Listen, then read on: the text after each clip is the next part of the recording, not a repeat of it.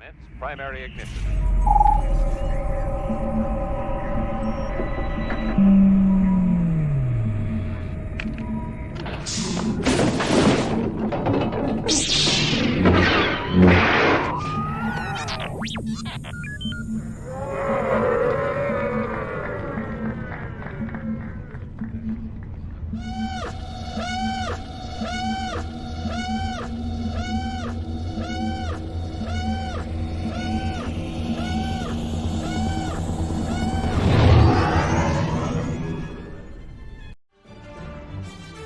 Hey, this is Obi I play Dr. Pershing, and you are watching the Virtual Cantina Network.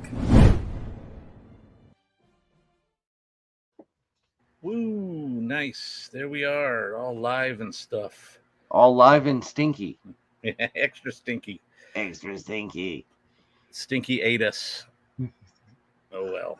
Which He's is a growing... very similar to what he would do. He's a growing boy. Yep. All right. Got a couple eyes on us already. That's cool. We're semi-automated now with that countdown. That was cool. I know, that's like amazing. So the love for StreamYard grows because you know they actually added something. It was very cool. They added some cool stuff. But we were just talking about. I thought that was one of the most fun parts of the Rebels Revisited finale. Was a look back at how we used to do the show. Oh yeah, seeing all those chunky Zoom images and stuff that we would get. Yeah, and like Mark how did a great job. Guests zoom in and join the Zoom, and it was all wackadoodle. Yeah, and having to have the background with the videos on top of it versus the way we do it now, where we can be inside the mouth of Stinky. Yes. But yeah, we gotta have to work up some new videos for the different shows, especially with a countdown and a intro and a whatever. So outro and outros for sure. I'm just all trippy on the dark mode. Dark mode is you cool, guys don't get to see this at home, but now our screens are like management screens behind the scenes, or we can get reverse versions where it's basically black versus white, which is kind of a cool change of pace, I think. Yes. I like it when they mix it up a little bit. I wish they would add a few other things, give us a little more functionality, but as long as they do things like throw stuff in there every once in a while, I'm happy. Mm-hmm. Anyways, Thursday, watch along time. It is. Everybody be going ahead, we're going to talk for a while, but go ahead and be queuing up the D+ and get the Clone Wars movie. Yes, you got to go look for the 2008 Star Wars The Clone Wars movie because it's buried in there. It's not listed under movies on my D+, at least. It's under animation, and it's a little ways away. You can probably search for it and bring up the show and the movie. Well, and see, it wants you to automatically, like I'm sitting here in there, when I'm searching and going forward, it wants to automatically like take me to my place in the Clone Wars show, like where I am in the re-watch along episodes. And it's like, no, that is not what I want. In reality, this movie should have been 4 episodes of the show.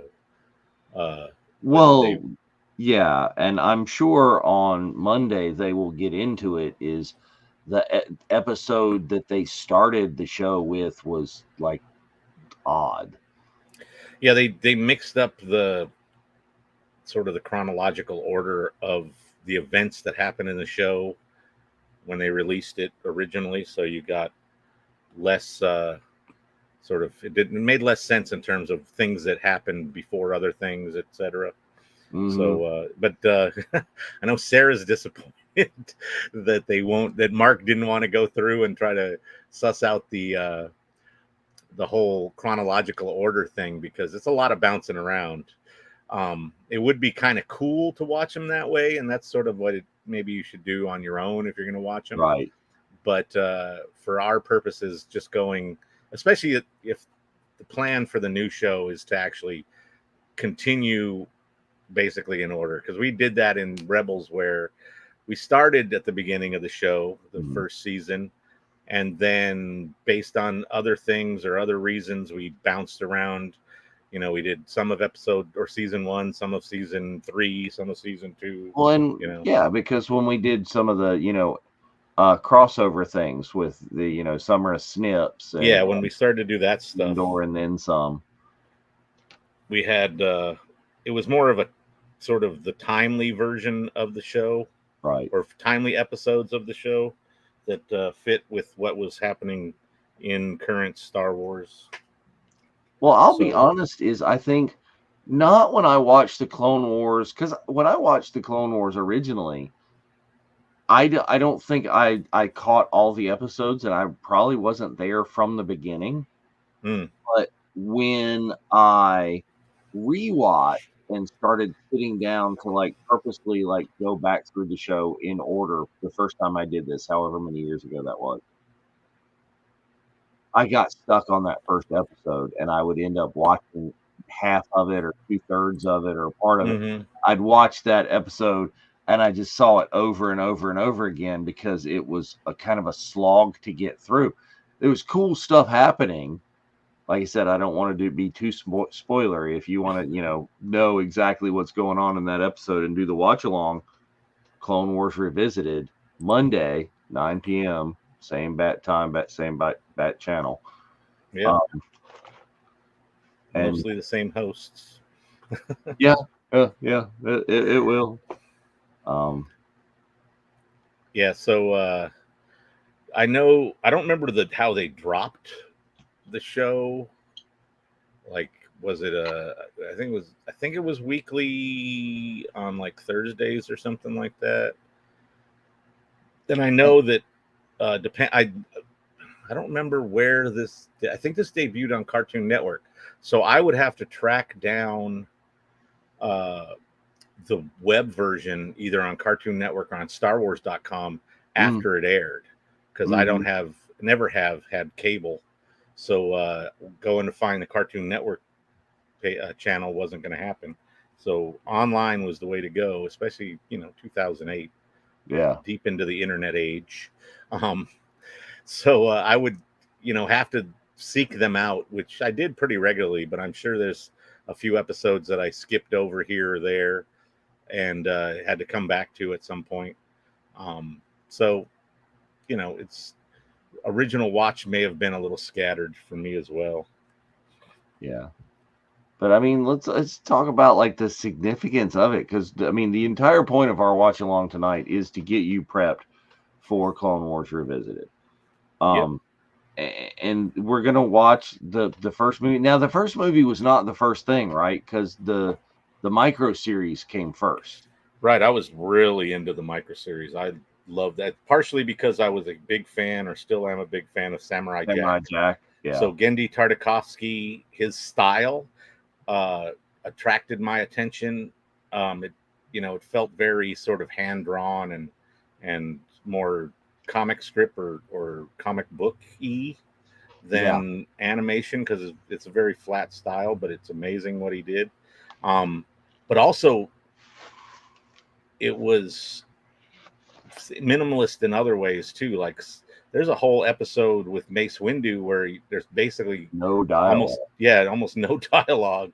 And that whole, that episode really I enjoyed that one because it was really cool in the visuals. You didn't need the dialogue. You got the gist of the story, and it was sort of a somewhat of an homage to an old Coke commercial with Mean Joe Green from the Pittsburgh Steelers. And as a kid, when that actual commercial came out, I was a Steelers fan, and I was all about ooh, could I get the towel or the jersey or whatever he threw at the kid in exchange for a Coke, myself. But the fact that they did that kind of exchange, I felt was really cool. Yeah. Well, I will, a little side note is I have to be a Steelers fan now. I have to. The Steelers this year drafted a kid that I have taught since he was a elementary school kid. Yeah, that connection, that's definitely one you have to. Oh yeah, it's like, no, I must watch the Steelers and follow along. And he's doing really well. I think he broke a record for number of tackles by a rookie in like his first or second game. Oh wow, that's cool. Good way to start it off. Yes. So, but yeah, as I remember the Mean Joe Green and the cartoon, and it just the micro series was great. I think it was an intro of Grievous, I believe, as well. Yes. And kind of gives you a little bit more backstory than the movie there. You know, you get a lot more sort of detail as to why he is or the way he is, sort of. Also, an amazing bounty hunter was introduced in that series, which they sort of didn't. He's been underutilized. Dirge, and he had a whole with the crazy like Ghost Rider-y. Yeah, he had his like chopped version of a speeder bike with his army of like IG-88 style droid kind of army with him. And they had lances.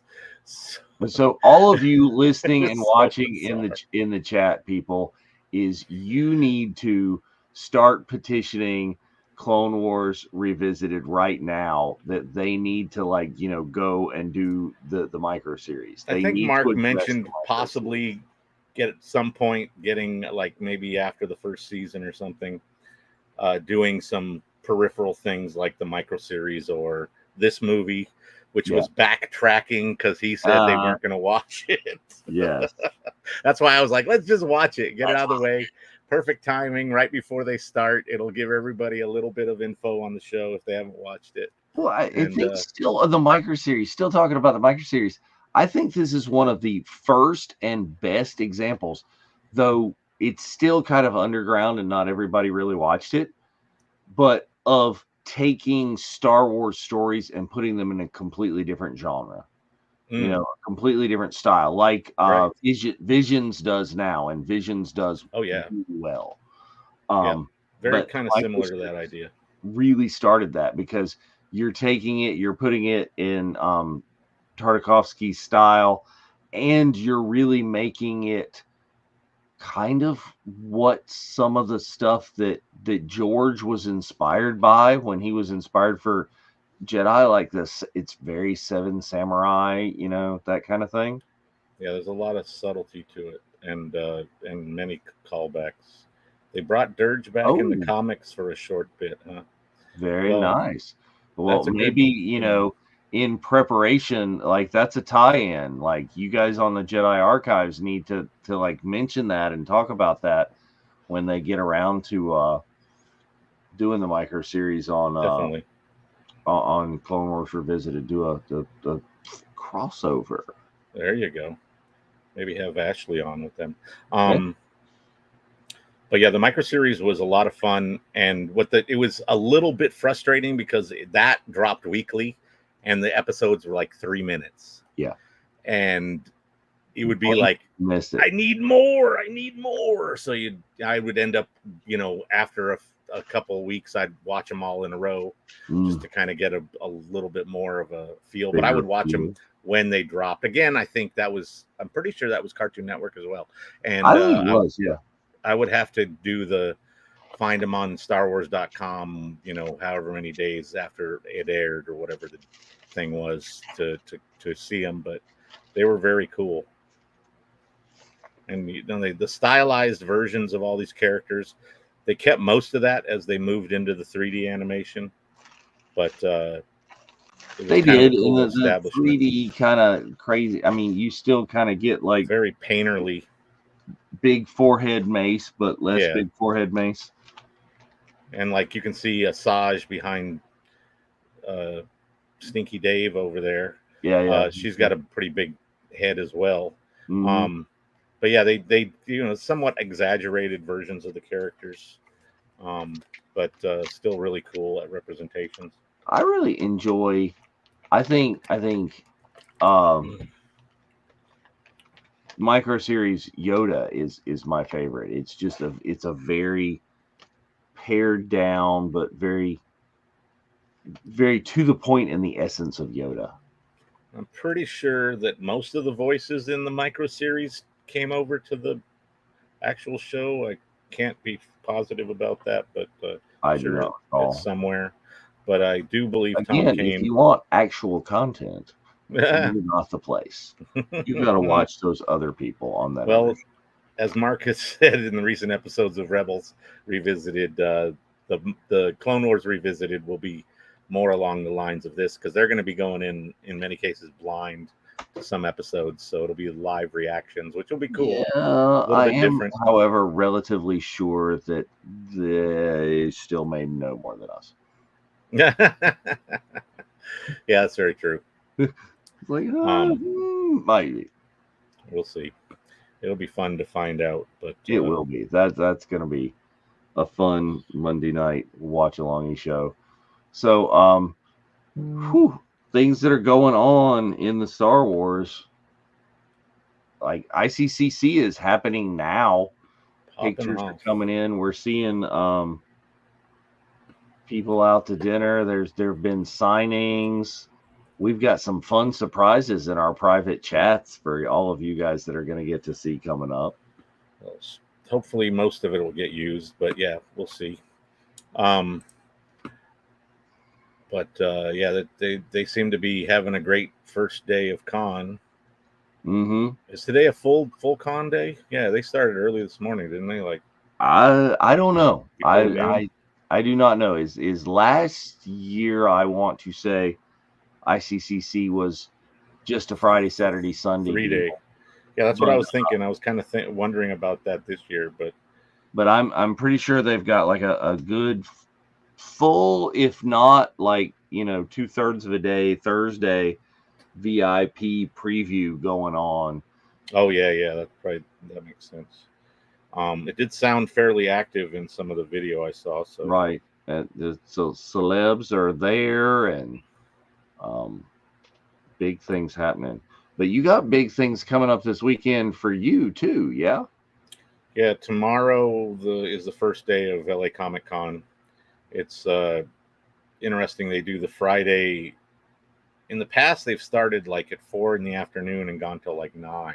Mm. And I think that was a little bit rough on some people, although it gave some certain people a little bit more time to get there, especially in downtown LA, crappy traffic. Right. But this year it's like 1 p.m. to 8, I think. So I'm hopefully going to be there for the last couple hours of con, just to wander through. And it's a lot quieter just in general, partially because it's just a portion of the day or whatever. And it's not the big day like Saturday will be.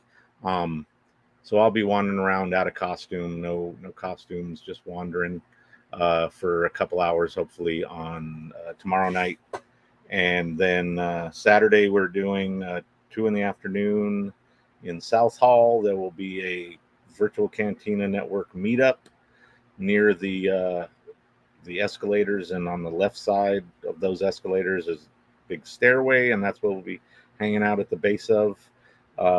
And if depending on how long our meetup goes, the Star Wars group photo, cosplay group photo, will be at 3:00 and likely be on the other side where they do a lot of the group photos on the stairs there.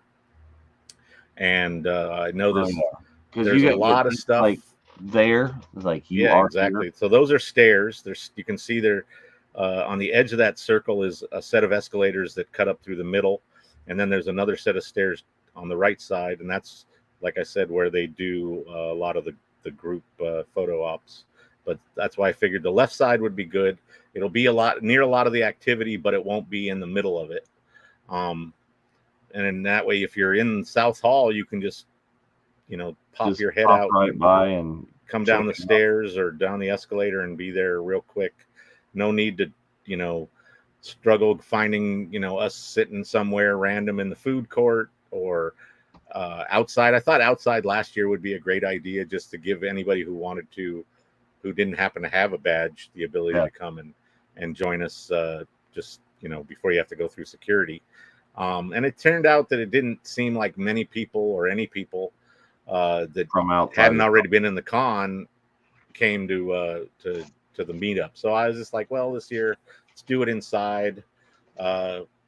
already, like I said, there'll be a lot of activity around there, and so you can do some photos, grab a bunch of cosplayers, because that's South Hall is where people sort of mill around and do a lot of wacky little photo shoots and video stuff.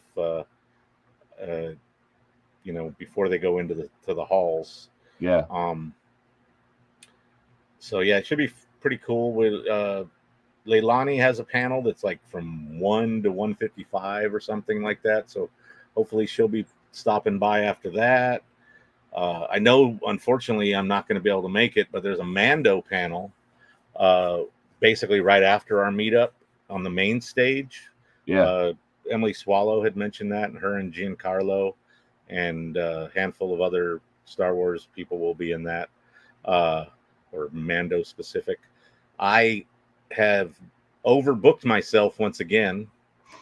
So on Saturday, I'll be at the con till right after the meetup, and then I'm going to run from downtown to Santa Monica to catch a LA Live Talks event with Kate McKinnon from Saturday Night Live and many other comedies and things, being interviewed by Aquafina, who's also in many comedies, for her new book. And Aquafina was in water. Yeah, I always thought of that when I first, but when you see her name spelled, it's not even close. Oh, okay. But anyways, Kate has a book that she is going to be talking about, and I just want to listen to her talk and tell her stories, and then I'll get an autograph in a book as sort of a bonus, I figure. So, and then I'll be back downtown for Korn 30th anniversary show at BMO Stadium. I'm going to be all over the place on Saturday. And then Sunday I get to kind of mill around the con a little bit more. Maybe I should have done the Sunday meetup, but Sunday is a lot quieter, and many people don't go on Sunday. That will be there. Saturday is the popular day, so I figured that would be a good day to meet up. But it sounds like it. And so, I've got some more things going too. Is I will be at ICCC. I am not there yet because I've got crazy things booked and going on Saturday. Is like the 55th annual like horse and mule show that my family always participates in. So we'll be doing that Saturday morning, then winging our way to Nashville for Boonta Eve's special edition Nashville. Boom. Right there in the evening, where you can, of course, see Lauren Vogt and John Goodson. Just so many fun friends. And check out the Virtual Cantina Network booth. We have a booth. We have yeah. Right there in the Hermitage lobby. We're what is that? 928? 928. Yes. So they're kind of, the booth has been set up, and we've seen some photos, and there'll be plenty of room to mill around, and Bug Spencer and whoever else is working there, probably Mark, and Dave maybe. I think I'm working there some on Sunday. Okay, so you have that opportunity to come in and plenty of, you won't be trying to block anybody else's table by hanging out at the VCN table, because hang out at the VCN table. Come in. Tell Spencer I told you you can store your shit there. Is this bag check, Spencer? Is this bag check? Here you go. It looked like in one of his photos there was a big backpack next to the table, so maybe it is bag check. There we go. So. All right, we're a few minutes out. If you haven't gotten your Clone Wars queued up in Disney Plus, seriously, go do that now, because it is buried and you have it. It takes a minute to find. Yeah, it's the Star Wars: The Clone Wars movie, and it's not listed under movies. It's listed under animation, at least on my Disney Plus. Yeah, and again, it's sort of not at the forefront, but it's not the one you think, because you are going to, because I clicked twice on the wrong one before I clicked on the right one. So the graphic is slightly different. You can see that I'm pretty sure I used the correct one for this background, but so the graphic for the show has like an older Ahsoka in it, with Maul at the top and Anakin and Obi-Wan with cross sabers. I don't know why. But the one for this movie is there's a picture of Anakin and Obi-Wan back to back, and they look, it's a younger Snips, as you can see here in this graphic. So keep that in mind when you're trying to load it up. Tube top Snips. Yeah, inappropriately dressed Snips. Hey, Sherry. What's up, Sherry? Make sure you get your Disney Plus queued up. We're gonna start up the Clone Wars movie soon. It's not listed under movies; it's listed under animation. And the breakdown of this episode is Anakin Skywalker and Ahsoka Tano rescue the son of Jabba the Hutt. Yes, and he ate us. You read that description, and you're going, Ahsoka who? Right. And Jabba has a kid? Right. Again, yeah, it's interesting things that they sort of created for this show. Wow. So again, we're going to start in a couple minutes, and we'll see what happens. This is an interesting episode. I sat through it in the theater. I did not ever see this one in the theater. First time I saw this was on the small screen, and I had seen all the prequels at least seven times in the theater. Mm-hmm. So when this came out, I was like, I have to see it at least once in the theater. And again, I was familiar with the micro series, but Ahsoka was not in the micro series. So if you go back and watch the micro series, you will not find Ahsoka. But I guess they figured for the full-length episode series, they needed to incorporate a new character. So George, I think it was George's idea. I think Dave said that in some interviews, that it was, why don't you give Anakin a Padawan? And he did, and she's gone on to great things. So she has, but you have to remember that, like all new Star Wars content, when they started, people hated her. Yeah. Hated. I think as much more the idea of her than her specifically, but I'm sure if it was in today's climate, this movie would have been shredded. Yes. This was at least before, the too much toxicity. Yes. So that's a good thing. But again, it was interesting to see in the theater. I actually have a shirt that's got a picture of a clone, and it has the date the movie was released. I would like them to re-release this in the big screen, because I think I would like to see this in the big screen. I think it would be more impressive. Celebration 4. Yeah, I don't remember, Sherry, if it was, because that was 2007, and this movie was released in 2008 in August. So it was over a year and 5 months or something between the two. So, I mean, it could have been in production. They may have shown something from it. So I can't remember. Anyways, it's about that time. So I am going to, whoops, I got to put it back on. Oh, I went looking for the graphic to make sure people knew what they were looking for. Let me stop it on the Lucasfilm logo. And we'll throw up a 10-second countdown, and we'll be on our way. So here we go. Get ready.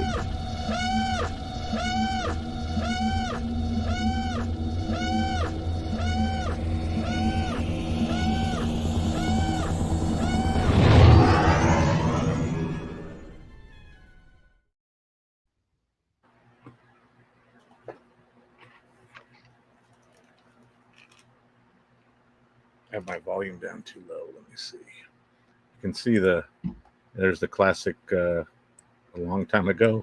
Oh, yeah. Ooh, there it got loud then. I was like, ooh. Because there was some chatter over that beginning part, clones and Captain Rex. So they started off with that. But I like how This part was interesting, but having a recap for something that hasn't had any episodes or anything kind of weirded me out. But I love Tom Kane. He is an amazing voice actor. So I mean, this is kind of, I think, The Crawl, but in like live action form. It was like it was basically, it was the way that they decided they were going to fill in the audience. Obviously, younger audience, not into reading 5 paragraphs of whatever before the show starts. But the animation's amazing. And it only got better as they moved through the seasons. There are, seeing this on the big screen, and I always say that I'm very critical of CGI and certain types of animation. I was very kind of catching things that bugged me, but overall that stuff, it all got corrected through the first season for the most part. And they got so much better. But it's cool to see these Jedi that we didn't get a lot of activity from in the prequels. And this was only 3 years after Revenge of the Sith, so it fell right into that same kind of time frame cadence thing that George liked to do with production, which Disney threw out the window and decided it was going to be 2 years instead, which if they had kept the 3-year thing, it might have done better for certain movies that got rushed through or put out too close to others, in my opinion. It could be. Well, I mean, I'm just still fascinated by the fact that this entire thing comes from like what could be a throwaway line from A New Hope. It's like, which your father and I fought in the Clone Wars. Clone Wars, exactly. And everybody's like, "What? What does that mean?" We had a different idea of clones for sure back then as well. I think so, yeah. Did I ever imagine, millions of, 500,000 units of Tamora Morrison? No. I did not.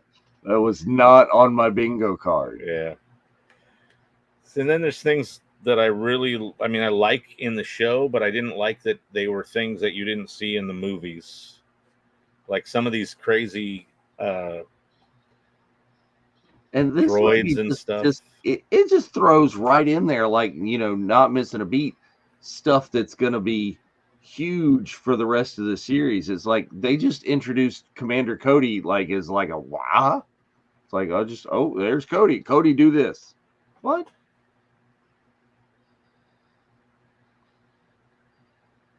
And R2, of course, is, still just dodging fire and running right through the thick of things.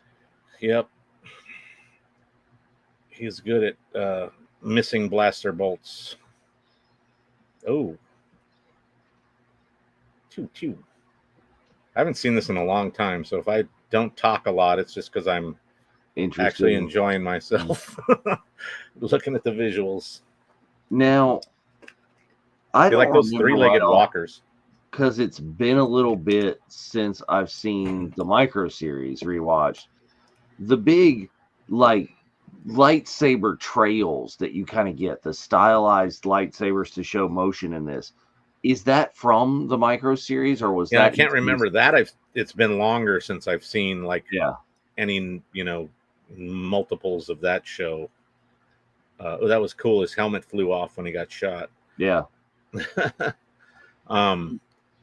I think they probably borrowed that from the Micro series because there was a lot of flourishes and stuff in that show. Oh, Wilhelm scream! They're already kicking it off.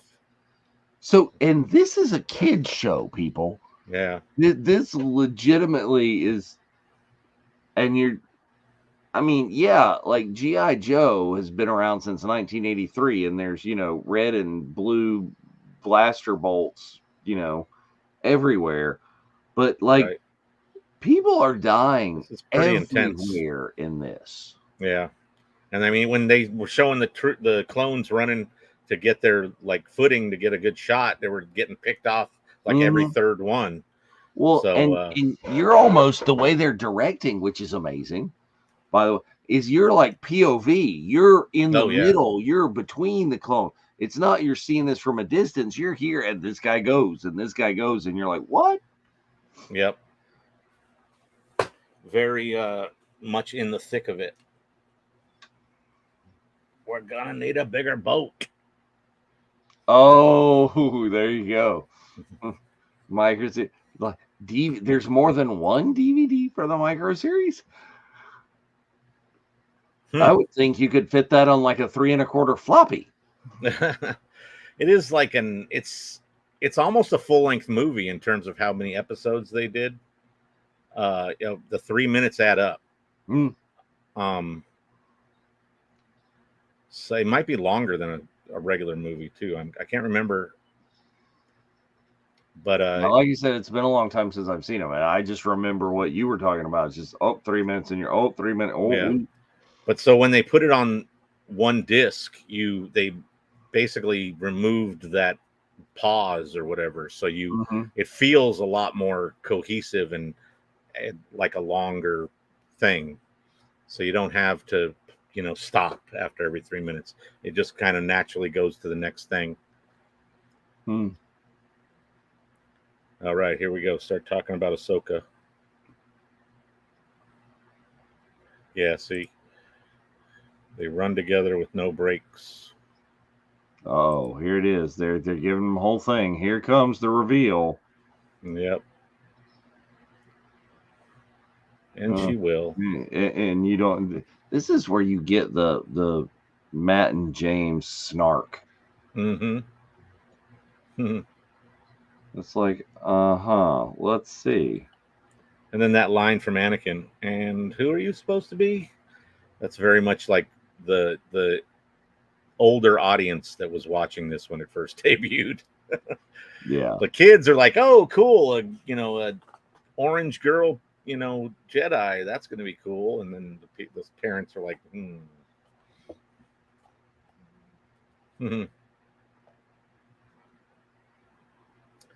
But this established. It's an idea.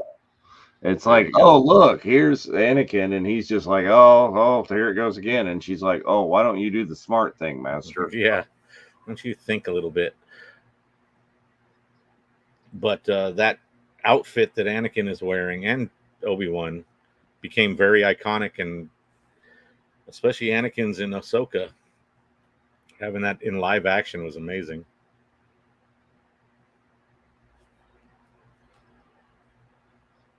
Mr. Kenobi, why is Yoda all low this time? When he was talking, or he was standing next to Mace, he was elevated for some reason, like he was standing on a table or something. Now he's all low. Whoop! You're breaking up.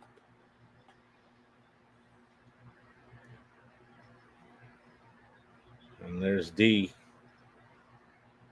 having conversations amongst himself.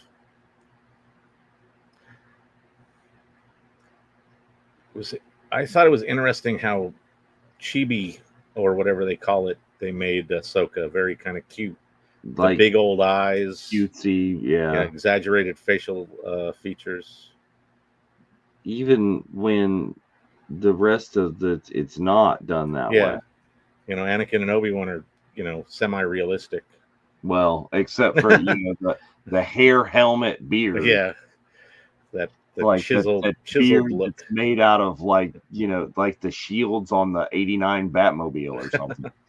I have seen some cool cosplays based on these actual versions, especially of Obi-Wan. Oh yeah, where they make the beard out of craft foam or whatever.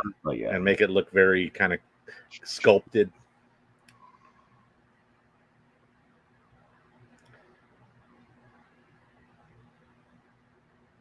That looked very similar to Jabba's palace, so it must be also on Tatooine. And here's Asajj again. Asajj was badass in the micro series.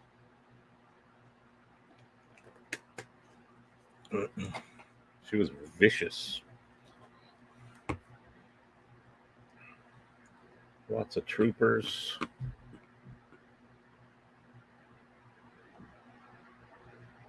And good old Rex.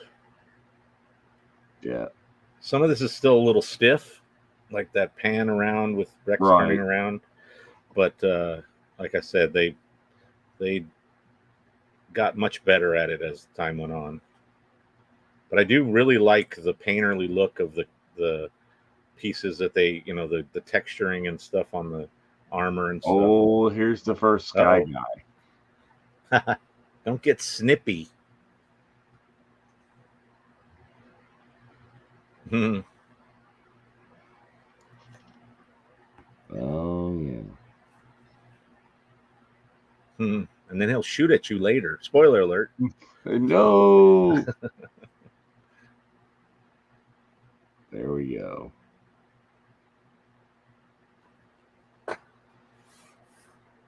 And the fact that they're getting, military tactical advice from how old is she supposed to be here? Like 14? Yeah, mid-teens for sure. So even as a Jedi, it's like, well, how long has she been training and this and that? And yeah. we don't see her in the Well, temple. we don't find that out until much later because you do get the Tales of the Jedi. Oh, that's true. Exactly. But it's nice that they could fill in some of that backstory and actually other elements of her story. This is trippy shield they have that's moving along with their tanks and stuff.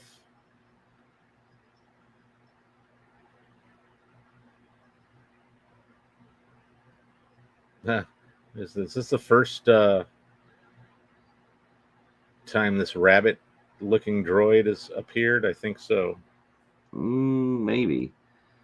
Don't we see this one later in? What do we see this in? Was this Obi-Wan? And Book of Boba Fett. Book of Boba Fett. He's in Boba Fett's palace. That is not necessarily the same droid, but that type of droid. Well, it makes sense with the stinky that's coming. This is Jabba. Spoiler alert. Oh well, what like are we? What are these?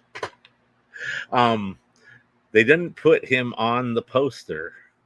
Well, yeah, because really, but they did. Who would have known what this is? Yeah, it's true. Just a weird slime blob slug thing. But also, he's in a backpack a lot of the time, so it probably wouldn't have been as identifiable even then.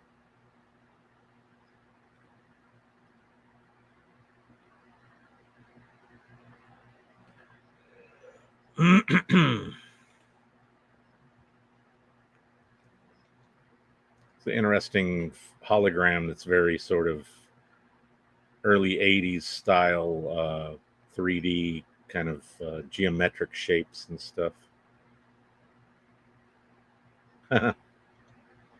Yeah, you get the different levels of clone armor, and they do feature a lot of variations of clones. Although we started to see that kind of in and you already see how much dirtier they are in the live action. Who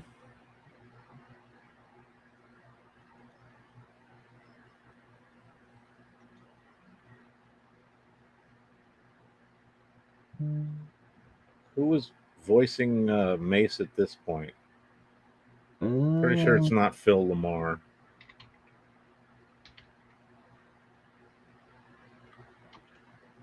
But he sounds pretty good. It sounds like Sam Jackson. Yeah, he kind of has a not so like Sam Jackson-y, but like subtle Sam Jackson. Yeah. And there's the backpack. See, that's a backpack they need to sell on Batuu. What's that? Oh, yeah. The one that Stinky ends up in. They could even sell a plush Stinky. I think there was like a plush version of that backpack with a plush Stinky that was out after this movie came out. but they were smart in the fact that they did not bring that character back in the series. What? Why ever for not? Just enough of them here in these episodes that they strung together and made a movie out of. But very easily, I left the theater thinking they could have been 3 or 4 episodes of the show to start off the show, but having a theatrical release. I'm looking on IMDb. Mace is Sam Jackson in this. Oh, it is? Okay. Yeah. So did they get him for just this movie, or did he voice any other stuff in the first season? So I mean, I would have to go look at the other thing in the IMDb, but no, is Sam Jackson right here is Mace. Christopher Lee is Dooku. Oh wow. That's cool. You've got some of the other animation stand-ins for others, is like Padme is Catherine Tabor, is right. But those are the big 3. Padme, Obi-Wan, and Anakin are all new voice actors, which is interesting. Anthony Daniels is 3PO, of course, is how it is. So Ian came in for Palpatine / Sidious, but I don't think it was till later. So Palpatine in this is Ian Abercrombie. Okay, yeah. The other Ian. But yeah, let's see what we got in the other.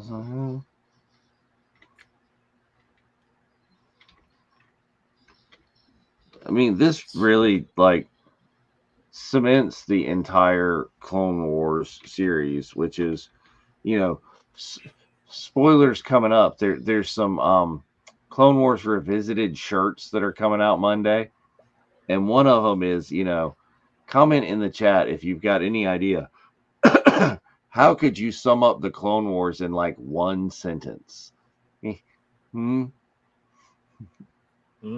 There's a way. And when you see what it is, Droideka! Yes, droidicas. So this is the first time we see Anakin fight a droideka. I know Obi-Wan and Qui-Gon fought him in episode 1. Maybe. I can't think. I'm not sure. So in the regular Clone Wars series, Windu was Terrence Carson, TC Carson. Oh, okay. I thought for some reason Phil Lamar did his voice for part of it or something. He may have, but he did other characters. I know he did Bail Organa for sure. Good. Yes. Calm down. That's pretty much it right there. There you go. Oh, David Accord as the rabbit droid. Yeah. Well, those sound guys love to get in there as this or that. Yeah, credited as the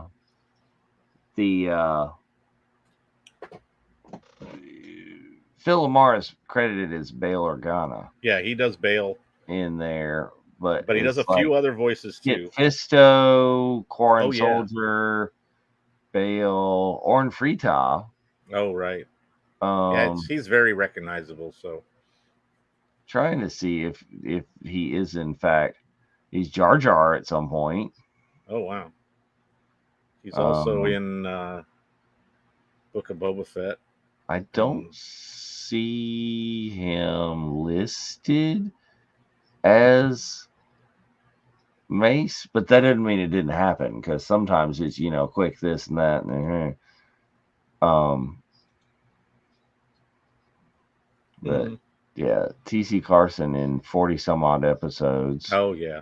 But he's also, a tactical droid here and councilman there. And it's funny how they have just here do these lines too as some other character. Witness number 1, large pirate.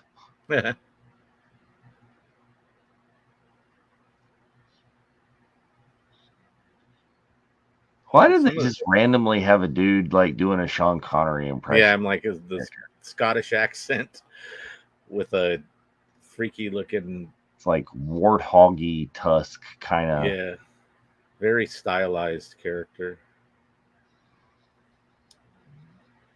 And here comes the fleet. Always weirds me out seeing Star Destroyers on the good guys' side. That's the whole Never thing about this, the really prequels in good. general. Yeah. What is up, Spencer? Stinky. Oh, he ate us. That's what happened. Yes. Well, and yeah, it's not just the Star Destroyers. It's like you've got essentially Imperial officers, in the Oh, yeah, that uniforms too. and everything.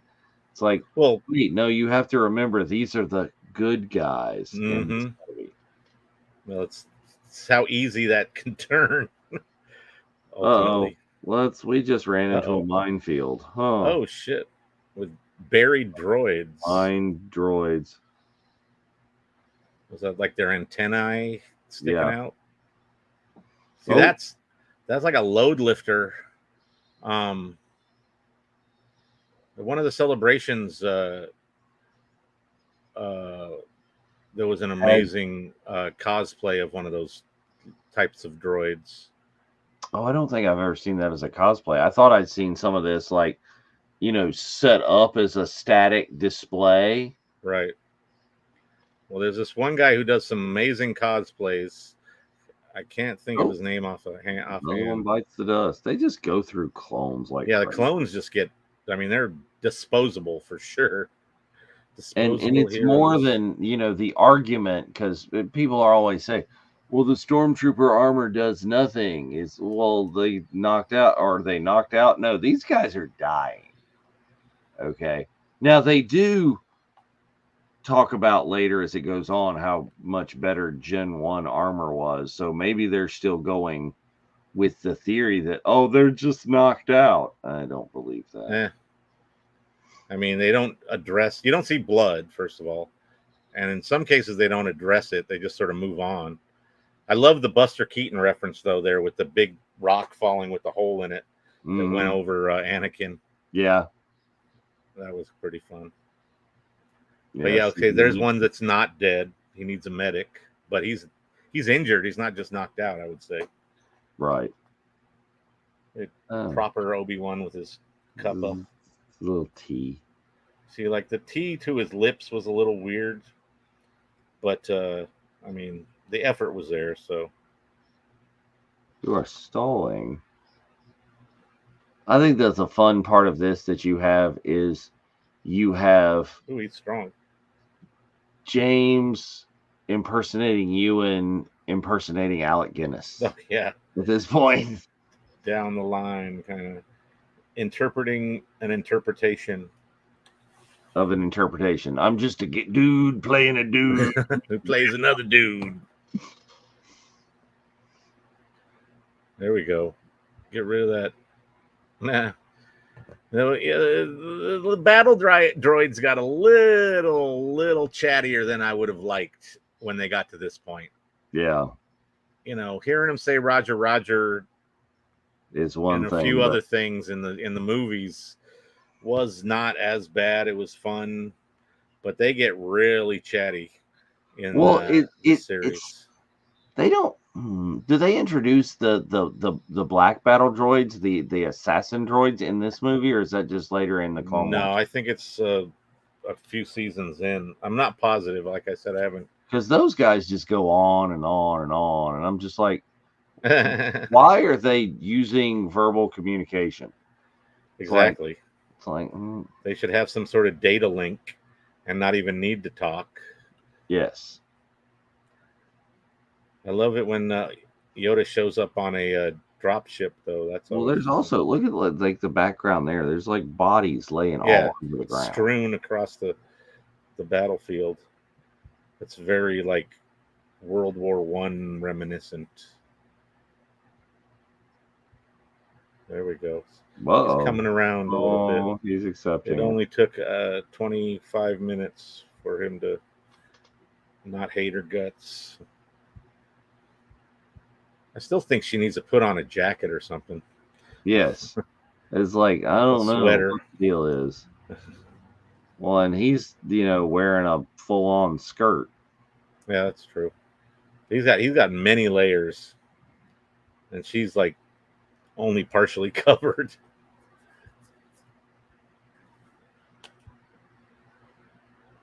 It's a really trippy planet with that kind of crystalline surface, whatever.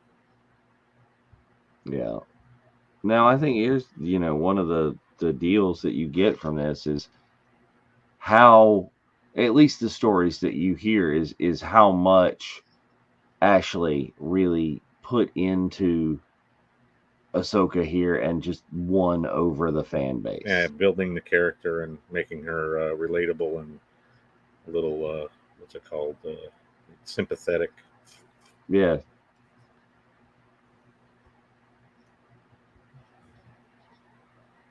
But they do a good job with the animation, even though it's a little clunky. Well, I mean, remember the technology of the time. Right. Like what are we talking? This is compared again, like the Scorpion King rock. Ugh.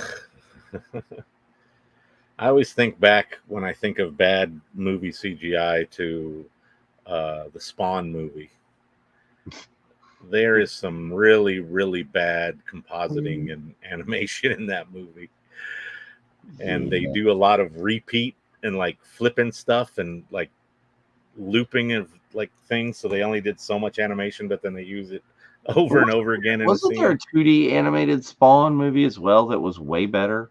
Or probably maybe your show or but this was the theatrical one that I'm thinking of. I forget who was in that, but that one I just was like gagging in the theater watching that. There's this. See, this is interesting with the droid mounted differently than in the prequel movies.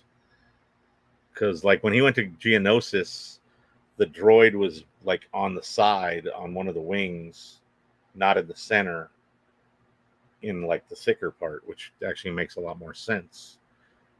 Yeah. Okay, and there's no excuse why the Spawn movie was just that bad, because that's Michael J. White. Oh yeah, Michael J. White. He John Leguizamo, Martin freaking Sheen. John Leguizamo played Clown or something like that. Yep. That was amazing, and that was like a amazing prosthetics. I think they ended up spending all their money on prosthetics and a few scenes of Spawn himself, but the rest of the graphics got left behind. Sweeney, Frank Welker. Oh wow! I mean, come on, man! It's like this has got the people, but yeah, no, that it had issues. But of course, that was the technology of 1997. But there was I'm also the Spawn TV series. This is what I was thinking of, the 2D animated Spawn, right? TV, which is more like reminiscent of the comic books, right? Yeah. At least in the sort of loosely. Well, if it was 2D, for sure. It had the McFarlane capey thing. Yeah, that thing is out of hand, especially if you animate it. I like how they established that Jabba tends to have a protocol droid with him, and so C-3PO fit in very kind of perfectly. Ultimately, there's some good shots, nice lens flares, great detail on these ships. But as you can see, it's just not quite where it should be. They were JJ before JJ was JJ. I don't think they go quite that far, but there's some scenes in that Star Trek first one, I think, where it's like the entire scene is just full of lens flares. It's like almost hard to watch because you're like looking in the light. Isn't space full of lens flares? Sure. It is. That looked weird with the troopers walking through the hologram. I was like, there's giant troopers there. Hey, say anything about this entire movie and then the show is merchandising. How many different paint jobs can we put on a clone so we can slap it on a figure? Yeah. I do like the nose art on the dropship. I love the nose art. I think which was introduced in the micro series They actually made a version of the dropship with the big mouth. It was supposed to be like a Oh, Purgle or some kind of space whale type creature. yeah, but very reminiscent of the World War II flying tigers Exactly. or whatever. With Yeah. the mouth, exactly. And then that one's very reminiscent of the ones where they would put the pinup figure on it. It's weird how they're still using those hyperspace rings. I always thought that was an odd idea, but kind of good. I don't know. It seems almost too convenient, but Right. I don't know. It's like, whereas the ship can't do hyperspace otherwise. Just make a ship and make a shuttle or the captain's yacht or whatever instead of. But it's a starfighter, but I guess it can't go long distance, or I don't know. But I think that's a lot of stuff that comes from like EU stuff, and there's a lot of talk of like the Jedi starfighters and them being. Look at how broad his shoulders got! Holy crap! Well, it's power of the Force, Obi-Wan. He's swole. Yeah, like all the power of the Force. Yeah, well, that's true. Look, there's Tika the Jawa. Tika the Jawa. Now, see, there's like the atmospheric effects got so much better as they moved through. Oh, I'm sorry. I misheard and misspoke you, or you misheard what you spoke, and I just have new swag for Japan. Okay. What's Pika the Jawa? Oh my god! you got Pokemon on the brain right now. That's funny. Yeah, any kind of mashup is cool. Pika the Jawa. Leilani, if you are listening, cosplay. Right. There you go. She could wear Jeff Gunn's from InfoList. He tends to rock a Pikachu hat at a lot of his parties, and especially when they're just cosplay centric. She could get something like that and wear her Jawa outfit and be good to go. Add a tail, some lightning. I don't know why I know so much about Pokemon. It'd be hilarious. Pika the Jawa. See, he doesn't look quite as swole as Anakin. I mean, as Obi-Wan does. Anakin doesn't look quite as swole. Or as shouldery. Capes, man. They're in the cape is what it looked like. Yeah. So I like the palace, but the area around it just seems so like not finished. Right. Whereas like no foliage or anything, is very just plain desert. There's some trees. That's a different area, I guess. But he is a little bit. He's a little bit jacked there too. Oh yes, that was maybe the angle that they showed. Oh. Or they could literally have been making fun of Power of the Force figures at this point. Well, anything's possible. Dave was very familiar with those, I'm sure. Yeah. That's our memory. That's our headcanon of how he introduces these shows, right? It's just Dave with the little him playing with his figures. Well, the fact that Robert Rodriguez actually had an animatic that was just him and like his kids in their backyard doing that shows you that where people's heads are at. That are of a certain age. Ooh, look at that! Love that backwards hold for the. Oh yeah, the Ahsoka.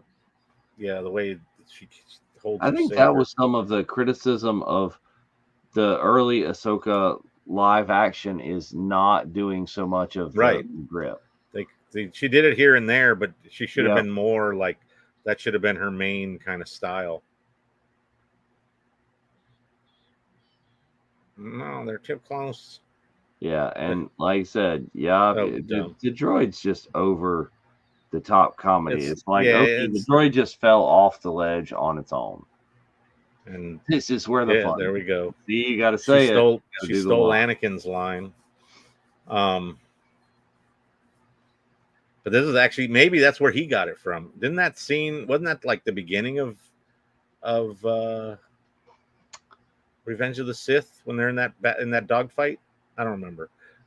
It was in one of the big battles where that would be the appropriate age for him at that. I don't know. Yeah, I think. Well, I can't remember. But he does say it during one of the dog fights in either episode 2 or episode 3. It would make sense if he got it from her. Mm-hmm. Retcon. Why are these guys, all these droids, just hanging on, like standing next to the edge where they can get knocked off? And why don't they all have feet like these spider droids? Right. Yeah. I do not know. Or like this giant walker thing. walker thing. It's just like chunking into the wall. That's kind of cool. That's some serious, extreme 90-degree angle he's going up. And there's the stap. If you remember, the preview figure from episode 1 was a battle droid on a stap. Not that color stap, but like a beige one, I think. Or maybe brown. I forget what stap stands for. STAP. And I don't remember them flying like this. They were more like land speeders that were, they would go so high but not like be able to just fly off. They seem to move away from that in things where they just sort of made anything that hovers can fly wherever it wants to. Doesn't need to have any kind of proximity to a surface or anything.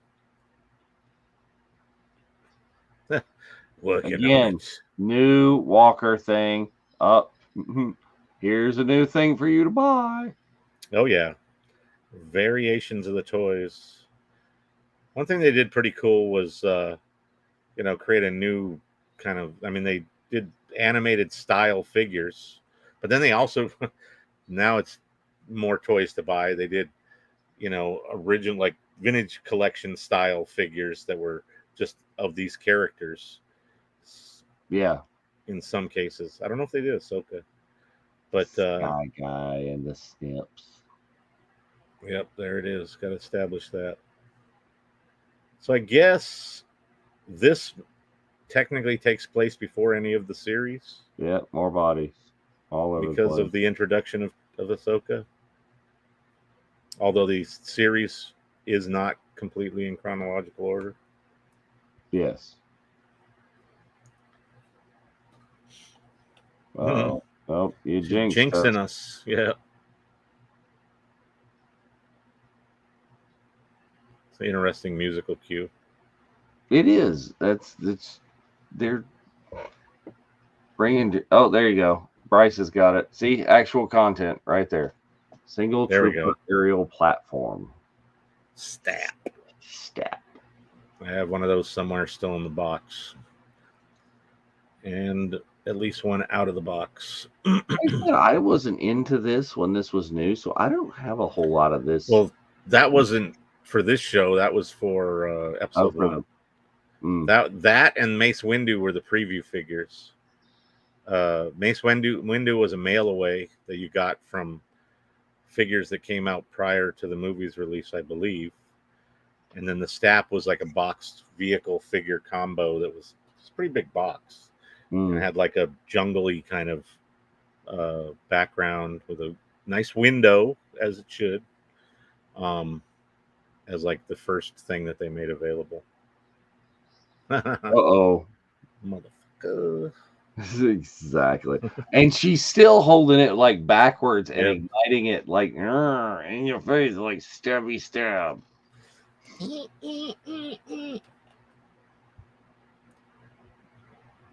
It's cool to see that other style droid, the kind of bug-eyed one. Oh, here's the Asajj. It's like the introduced the badassery of the badassery. Well, she was pretty badass in the micro series. Yes. So this is just extending her. Oh yes, because the rain episode. Oh yeah, with the sizzle off the saber, that was amazing for a 2D animated show, especially. But imagine if they redid those episodes in this style, especially with their current version of it. This style, nothing. I want to see that in live freaking action. Well, that's true too. Well, they, have done some interesting saber things since then, so I like it when they mix it up. But I mean, it was nothing even like the Obi-Wan and the sabers on Camino. Oh yeah, yeah. You know, but it lacked some of what that episode of the micro series had. Mm-hmm. But again, things you can do, and And like those were smell very. him. Who do you smell?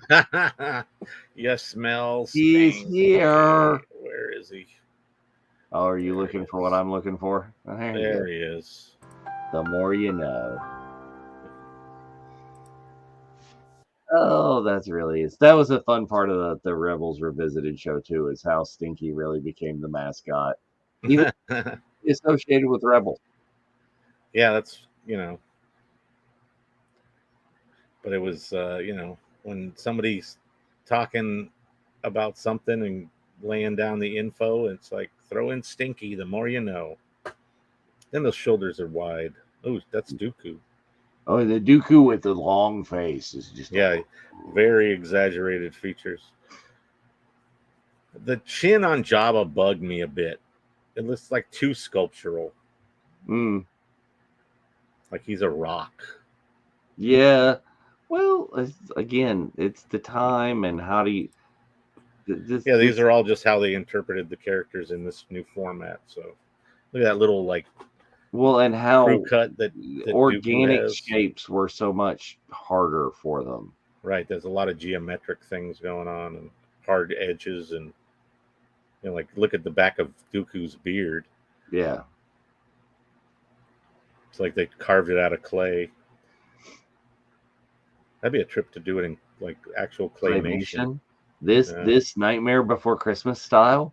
But with Lauren Vogt, if you're listening, make it happen. Make it so. But keep all the hard edges and stuff. Don't soften it. Yes. Like look at that edge on Ahsoka's nose. Things like that. But they did an amazing job from the beginning with these ships, though, I have to say. All the ships look really good. Well, the Jedi Starfighter looks just like the like Squadron Collection Jedi Starfighter that I have over there. Mm-hmm. I think actually is that one? Yeah. Look at Stinky's so happy. Oh, and so Stinky. Oh, now he's sad. No. Now throw him out that window. We'll be done with him. Oh, he's got a fever. No, not Stinky. He looked fine a minute ago. Damn babies. Give me a backpack. Oh, yeah. There you go. The baby Bjorn. Let's put Stinky in a baby Bjorn. It would have been a classic if they had actually done it like a baby Bjorn, though. And then cease and desist letters come through. Could have been the precursor to Carlos in The Hangover. Yes. See, look at how sort of unfinished the like landscape looked in that wide shot. Yeah. Well, I mean, I guess you got to budget your time somewhere. Yeah, they put the money into other versions of the 3D. Well, because even that hologram right there was pretty cool. Yeah. And like the lighting in here is good for what it is. Voodoo. You said the thing. Yeah. And there's a lot of texture like in Jabba's skin. Yeah. Well, yeah, you get in close and like you can see the dimpling and stuff on that little geometric shape mark kind of thing. And then even like the texturing, and it's not as shiny as you would think it should be for the female 3PO there. Yeah, but the paint jobs are pretty cool.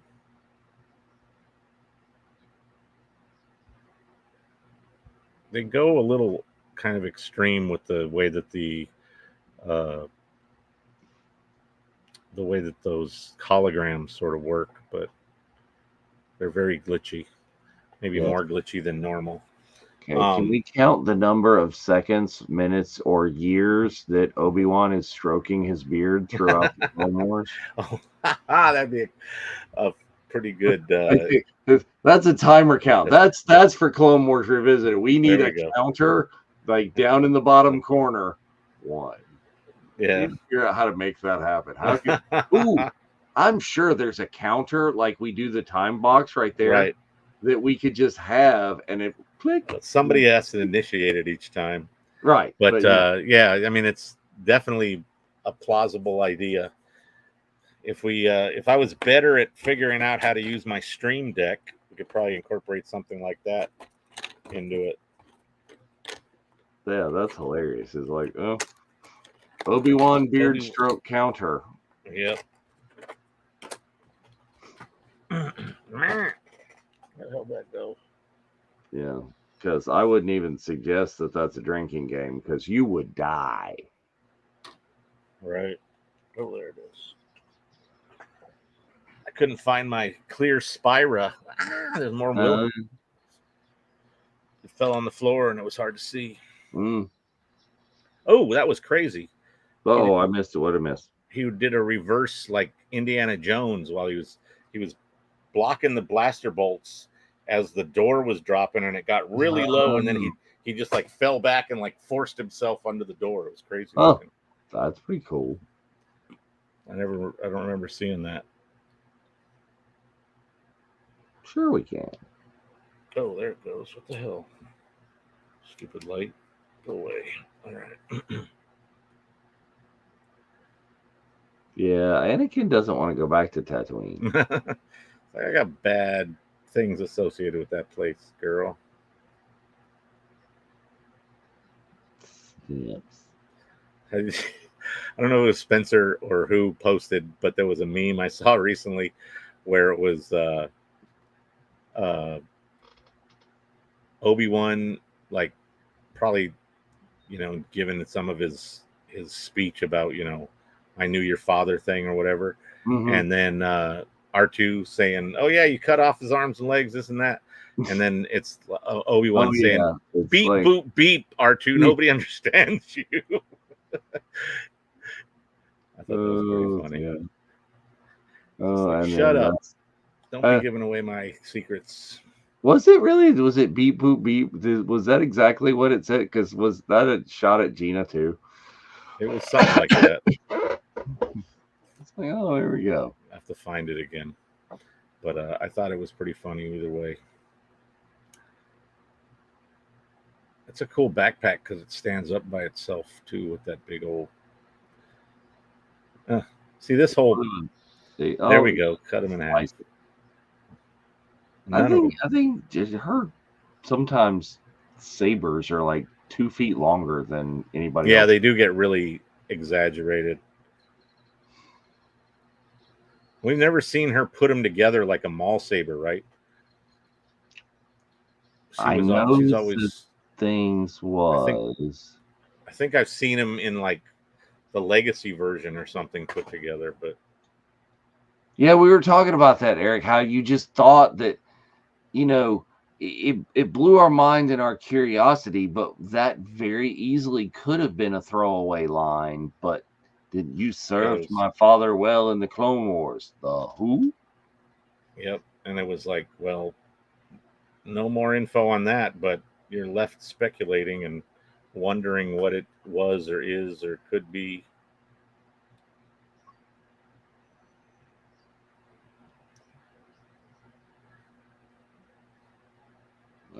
Oh, that could have been written in direct. Oh, there it is together. There. Okay, they are together.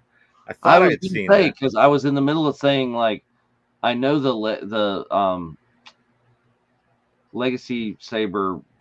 Disney they do that. So one thing curved, and so it's like it's got that weird sort of S curve going on. Mm-hmm. Because those have been sold out for a long time, I think. Yeah, it's probably one of those discontinued ones.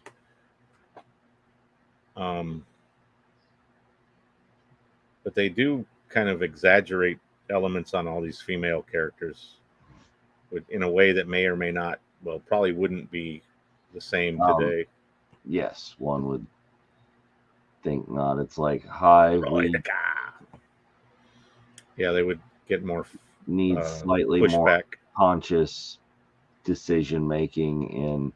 Well, would they? Because I mean, has it changed the state of modern comic book illustration? Oh, that's true. It really There's has. a lot of exaggerated stuff, so it could just be following that same They're pattern. in space. There's no underwear in space, and really no gravity either. Right, there you go. See, these things trip me out, the way that they're like actual droids, but then all of a sudden turn into ships. Right? Yeah. But it's the Transformers Star Wars crossover. Yeah, but they do less transforming. They do a little bit of movement, but less transforming. It'd be cool if they actually full on transformed, but I have a couple of those hanging up in the other room with some of my other ships, because they're supposed to be going after all the Jedi starfighters that I have on them. Here we go. Oh, boom. Clanka. There you go. This is like punches the big metal droid head. Yeah. Yeah, they're all that you would think that would be more of just. Nope, we've established. Carrie said that on multiple occasions. Yeah, George told her. I'm sure George would. And we know how reliable of a source Carrie Fisher was. Yeah, she couldn't have been inebriated or some other thing when she thought she heard that, but you never know. Yeah. I like Kevin's stories about her, how great, in terms of a pro she was, but also a partier at the same time. Like, well, because Kevin worked with Carrie like way before on Under the Rainbow, right?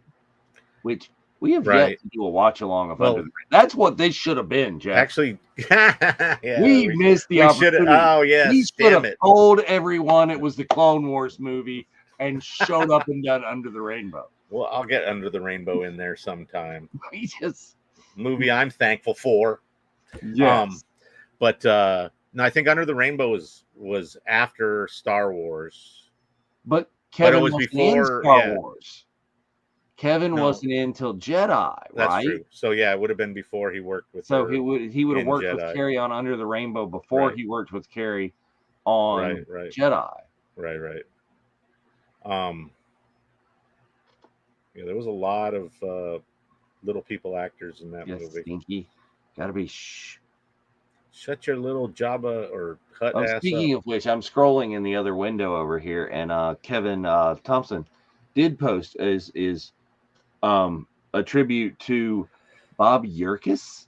Right. It has been a crappy 3 weeks.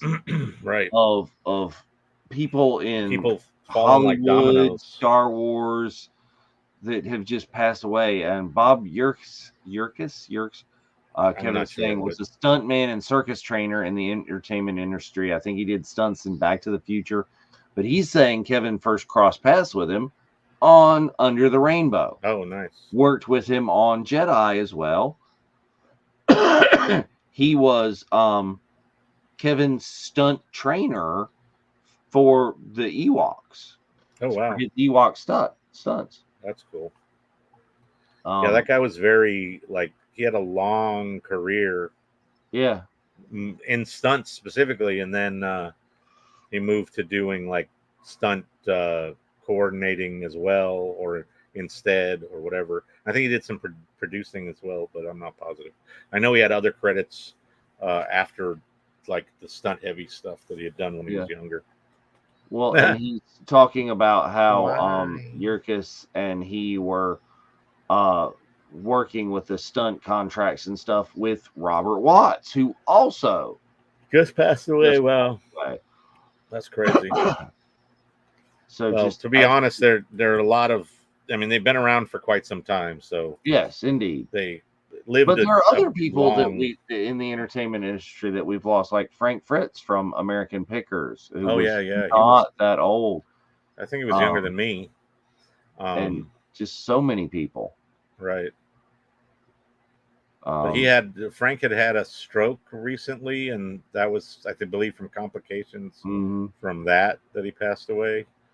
So that can, But how many others? There's so many others at this point that I can't name them all and think about it as I just open Facebook and I look at And then things from all over, Yep. I mean, Pete Rose, there was a lot Yes. of different people. Pete Rose, James Earl Jones, Dame Maggie, Oh yeah, Maggie Smith, and just so much craziness. tons and tons. It's like some of it, it's multiples on a day, and then it's on John Amos, but he actually passed away in August, but they announced it, or let that info out on Tuesday. Mm. But like, not just, I mean, it'd be interesting or weird or whatever if it was day after day, but then it's even weirder that it's like clustered, like 2 or 3 in a single day. But that, happens all the time. I think Farrah Fawcett and Michael Jackson died on the same day. Oh, that's And it was weird. like big news for Farrah and then overshadowed by Michael or something along those lines. Right. Where it's like everybody was talking about Farrah and then all of a sudden Michael died, and then, or it was announced that he died and everybody was talking about Michael, kind of thing. Mm. But yeah, it's kind of a bummer.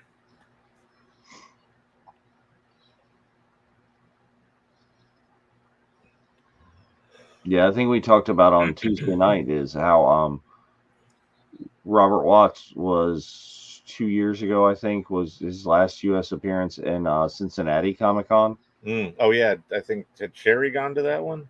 Sherry and I were both there. That's when I right. met Robert Watts. Nice. I knew I had met him, but I couldn't remember where it was, so it was at that one. I'm sure I was at a con where he was multiple times, maybe in close proximity to him, but never. I don't remember interacting. Well, I had gone to that one because it was billed as his last U.S. appearance. Oh, wow. Of course, from Britain, England. Right, exactly. And so he was over, and that was going to be his last U.S. appearance. And I purposely sought out, in addition to being a producer and this and that and other things that he did, played one of the ATST drivers. Right, that's what I remember him from. So that big helmet. Yeah, so I got that figure and got him to sign it. Nice. Oh yeah, you got to gain Jabba's favor. So there's what the battle over Stinky is. It's nobody cares about the Stinky, but they care about Jabba's influence. Getting in good with the Hutts. And we see the twins in Book of Boba Fett that are what, his niece and nephew or something, right? Yes, that just come around on the litters or whatever. Yeah, I feel sorry for those guys having to carry them. And you'd think they would have some sort of mechanized thing. It is Star Wars after all. Well, why have something mechanized when you just have minions? Yeah, true. Let's get Stinky out of here. That's so funny. It's like, okay, the Starfighter has like a starter motor. Yeah. Oh, there you go. Are you enjoying that, Bryce? We'll have to have you on the unifying force when we talk about that. We did a preview on just the previews and things that we had seen about Jedi Outlaws, and we were like, oh, well, this and that. But we hadn't had a chance to play it yet, and I'm still looking to do I've that. heard good things, but then I've also heard some negative stuff. But well, I just haven't dropped because A, the game is expensive, and B, I am way back in the technology, and I don't have a PS5. So oh yeah, there you go. That's a big investment for me to drop to do it. Yeah, and I don't think it plays on anything back. I think I think my daughter has a PS4. Yeah, when they do that, it kind of makes it a bummer when you have to. Well, see, that's I think the point of the whole thing is like you can get in good with the Pikes or the Hutts or Crimson Dawn, right? It's like real life kind of intrigue. I think was it last year? Either last year at LA Comic Con or San Diego Comic Con. There was a Outlaws booth, and they had a speeder bike that you could sit on in front of a giant LED screen that is actually running game footage of like a Mm. trail or something moving behind you. So you got a really cool video that they would shoot for you, and I got that in my Mando gear. Very nice, Kira. It's like, see, that's, that's make Kira popular again. Let's get the Solo sequel going. Yeah, they really need to.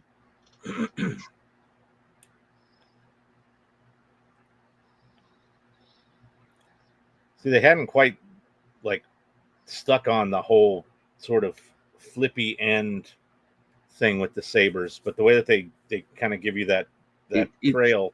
Yeah, it's not as noticeable as it is in Rebels.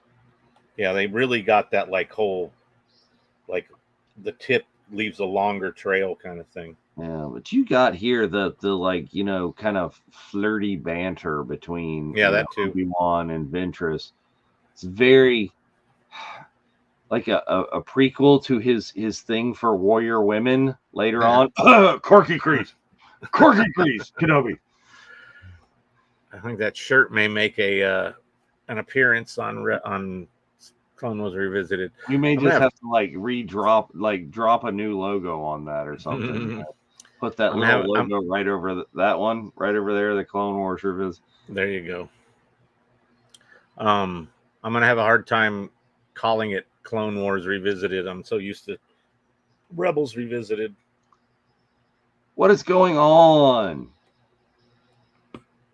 Excellent. I have heard good things about Outer Rim Savagli. I look forward to coming and checking that out when I roll into the con floor on Sunday. I think it's the earliest I'll be on the con floor. I know Troy was talking about doing some Sabacc playing. And I think he's been heavy printing credits and stuff recently. So I'm sure he'll be checking that out if he hasn't already. Yes. Yeah, I don't know if Troy's been in the actual con yet or not. I think he's in Nashville. I'm pretty sure I saw a post from him. I believe he was at a museum or something. But it was outside. It wasn't inside the museum. Woo! Uh-oh, here we go. You guys are in space, right? Oh, maybe they're not. Maybe are they in sub or lower atmosphere or something? Or upper atmosphere. Yeah, they're in the clouds.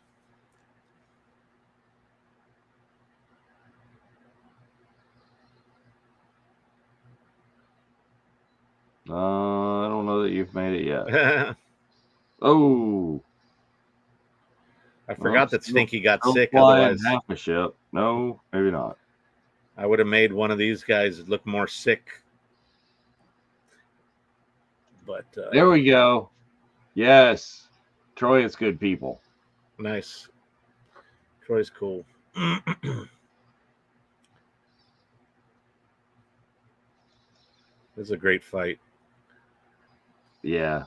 We didn't get a lot of double saber stuff except for like Anakin and Dooku later on in the movies.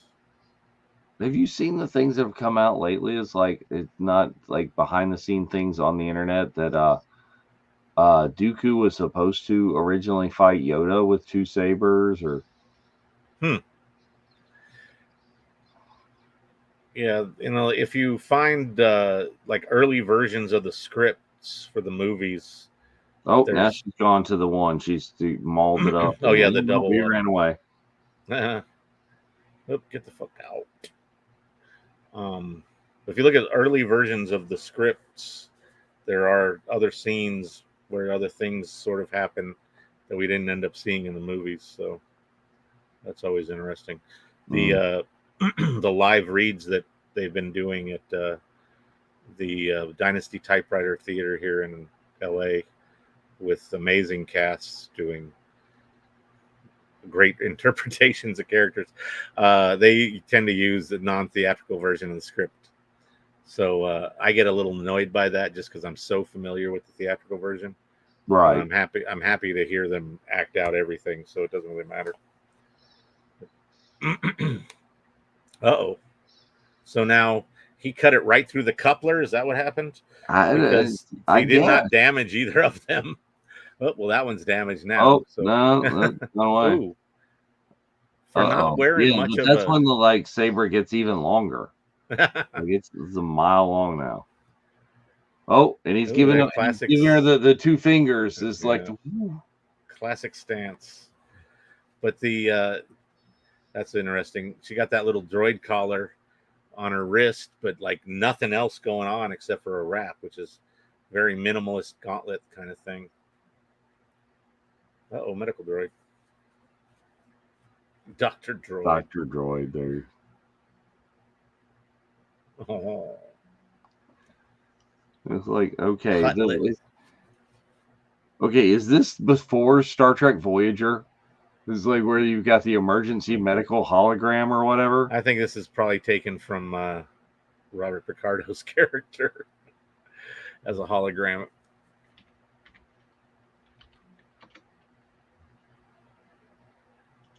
Ooh, take that pill, son.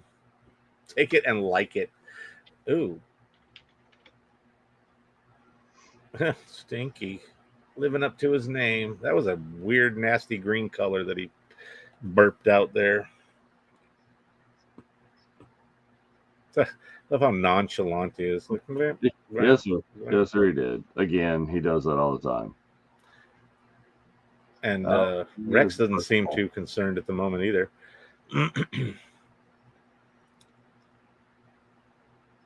That'd be a trip if you went back and you could see like Purgles in that hyperspace shot, or this one. Real subtle. I need Dave to retcon some stuff. Special editions, Dave. Not Dave Filoni, but Dave Filoni. Yes. No, I didn't. Can't prove it. Not going home. Home. He was there for less than 9 years, 6 years, because he got purchased when he was 3, right? Unless they lived there prior. Yeah, see, Ventress with the biker shorts on and the little like tube top, weird again, sleeve thing. Like, why? Not quite a tube top, but yeah. Choice. The interesting, I mean, the character designs when she's all like decked out, the flourish kind of cape and stuff is really cool. But then this weird version with the like cleavage window and all that fun stuff. Oh, there's the Hutties.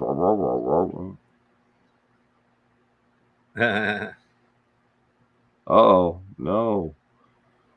So they get this thing like the movies get too, which is the level of misinformation that everything gets spun. The amount of spin is intense, and it's turn any kind of action around on them, fear mongering. And I like the way they're these guys, the language and stuff that you're using in episode 1 is like Sleemo and and some of the other terms in other languages. Those guard droids or whatever that Dooku has, those were the ones that Grievous had, right? Yeah. In live action? Yeah. The ones with the zappy wand thing? Staff thing? Yeah.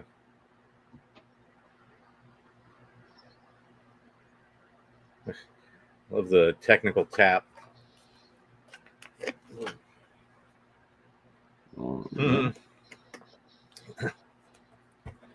Yes, they have to prove their hypothesis. Make the Jedi the bad guy. That's the whole point. Indeed. Oh yeah, there we go. Yes, That freaky face. Again, merchandising. New droid, new Yeah. action figure. Well, they already did that with Attack of the Clones. They just started churning out the. Well, the entire prequels is, I think the toys came out before the movie because you could go to Walmart at like 2 a.m. when they stock the shelves and get spoilers. Oh yeah, yeah. Well, when I was heavily into a lot of the websites that would get info early, and just the names of things would be spoilers without even like, or if you saw the scene on the packaging, that was a spoiler. Yeah. What I really hated was when they released the soundtrack prior to the movie coming out, and the titles of the tracks were spoilers. The clones attack, or there's yeah yeah. weird things like that, but more specific, to like integral parts of the show or the movie. Also, like the novelizations would come out, or the kid version would come out and have spoilers prior to the movie.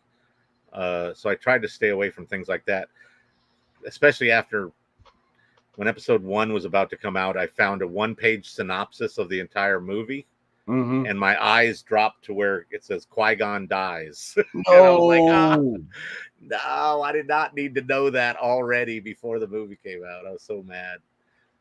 Spoilers. Oh yeah. That's why I always say spoiler alert, because I've been spoiled a few times. Nah. Uh-oh.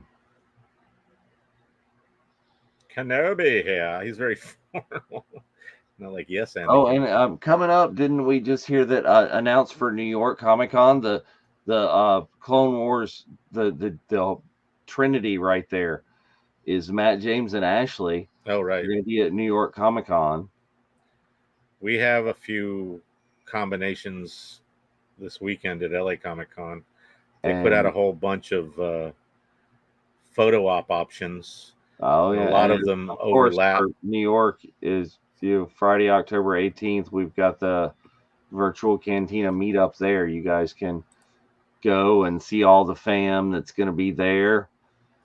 Talk about the Clone Wars. Meet all the people. Yep. Didn't they get it's the Trinity plus one really, and there may be others that I don't know because I think Katie Sackhoff is there as well, who debuts in the Clone Wars as Bo-Katan. Yep.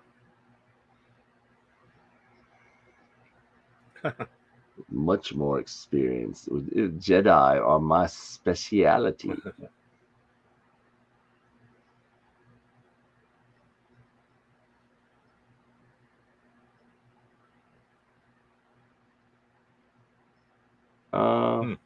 Yeah, and still in the cartoon, there's a lot of the politics and stuff.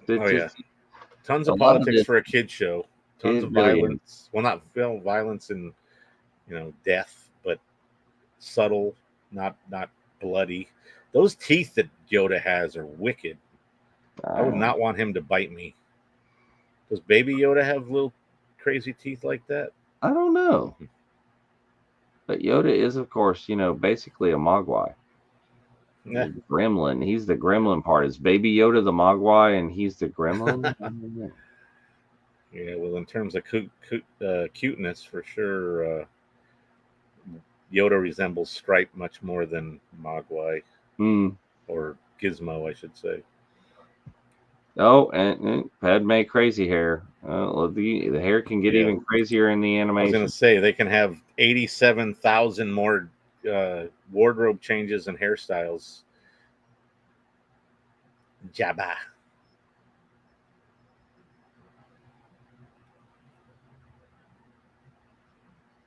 Yeah. I love how she's like, are weird. It's weirdly stiff. You're right. But the camera angles that they play with in this, it is like more, experimental. Up Palpatine's nose for no apparent reason, and now we're a bird sitting on his shoulder. Right. Well, implication is that Palpatine has the high ground with that one camera angle. Look, they just did this shot with the close up of the nose and eyes with Dooku a second ago. Yeah. Uh-oh. Oh, crashed another one.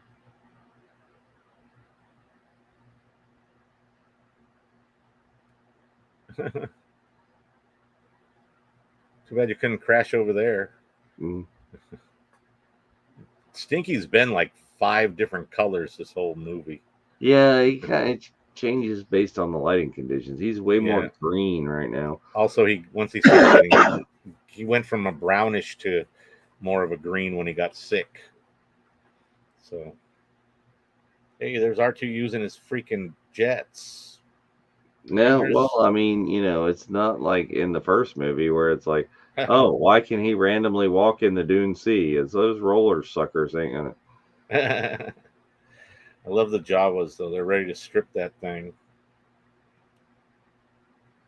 Well, that's what it is. They're coming to clean it. This is a really good representation of Coruscant. Dan. Figured Dan looks a little more butt-like. He does. I think it's more shorter. bulbous. It's not as elongated as it should be. Like based on Dooku, that they should have even made it more elongated. But this guy was this Gardula. Oh yeah, this character weirds me out.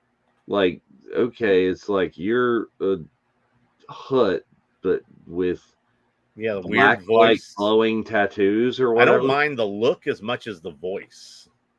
The fact that he doesn't just speak Huttese, but that he or some variation of Huttese, maybe a broken Huttese or something, Right. I see some new instruments from the. Well, and they play a different song. Right. That's not the same song. And there's that character that we see later on, that lizard dude. Let's see, who is? One was drinking at the bar. I like the Weequay and whatever the other guys are called, Niktos. I like the Twilight Dancer over there. Is that Rada? Oh, Rada the Hutt. Is it? There's one's Gardula and one. I think Gardula might be the female. I can't remember. Let's see. I like that they actually had him smoking though. Yeah. That's kind of it's taboo. It's also, but it's a throwback to the Jabba's throne room, the toy. Right. That you got to have. But you never saw Jabba smoking like on camera. But it was always there. Yeah, it was sitting. There might have been a part where he was using. Okay. Oh, so Rada is Stinky. Oh, Rada is Stinky. Rada is Stinky's actual name. Okay. See, again, content somewhere else, not here. It's like I thought his name was Stinky. That's what we call him. So who is this? That's Gardula, I think. Unless, I don't know. They got weird names. Zero the Hutt, maybe? Oh, Zero. Yeah, Zero. Okay, I think that is Corey Burton. Yeah. Oh, Corey Burton doing, it kind of has that, you can kind of hear the tinge of his Cad Bane style voice.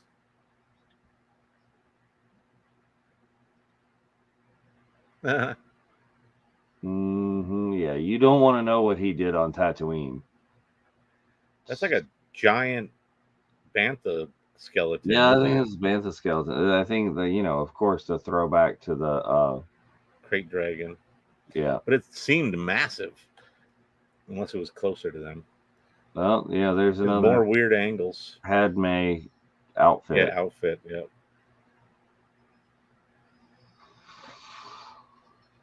Ooh, smack that gun. Ooh, jumped out. Oh. Oh, hey, whoa.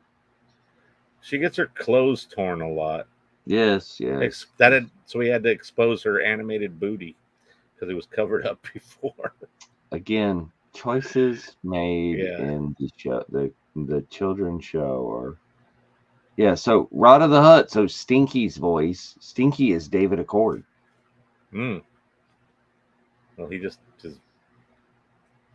baby sounds kind of. Well, yeah, but that's just is this the beginning of his career in Star Wars there?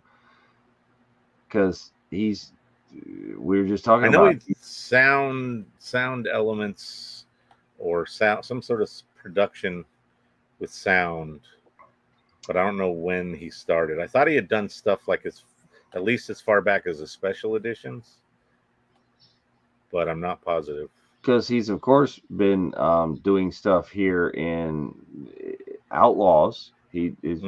Yeah, currently he's Ahsoka, Jedi Survivor. Yeah, Andor, sure. All the things.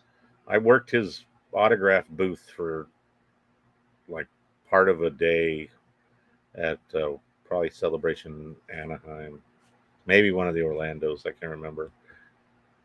I ended up getting a picture with him and with Ben Burt at the same time, which I thought was pretty cool.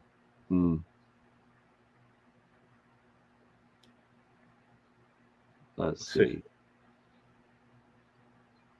So Zero's voice. He started as a voice of a medical droid in episode 3. Oh, so not as far back. Before he was Rada in Clone Wars. Did he do audio production prior to that, or around? Let's see. That was just his list as an actor. Right. Okay, so as no, that's for the 2004 edition. He's done supervising for a 2004 edition of the original trilogy, but I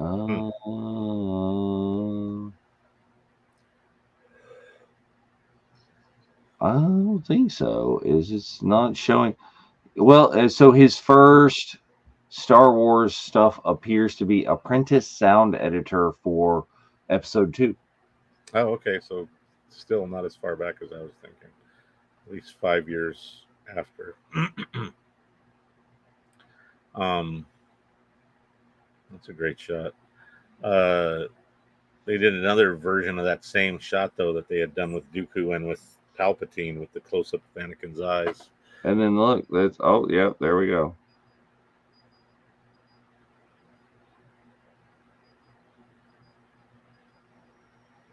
Oh yeah, we're using reverse psychology on a droid. Don't turn it on. Whatever you. Oh no, we're talking to 3PO. Who are you?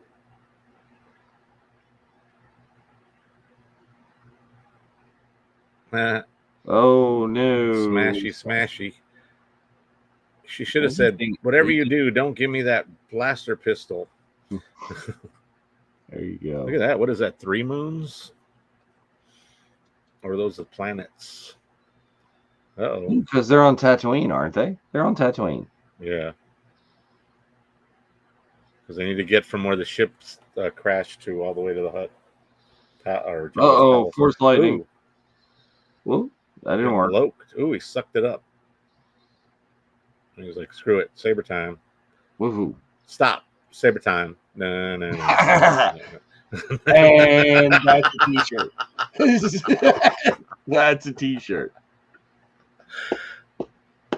I love when they have their conversations and talk about how much they've progressed.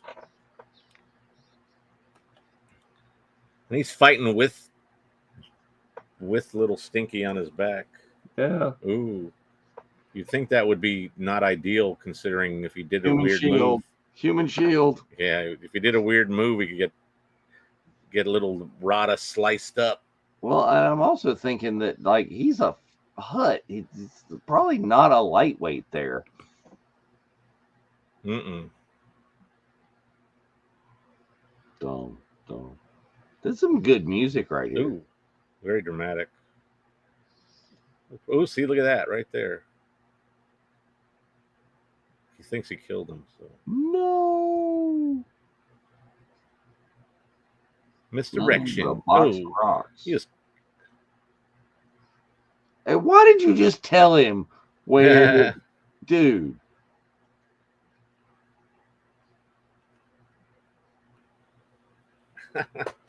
Yeah, giving up all the info just at the drop of a hat. Yeah. Wah.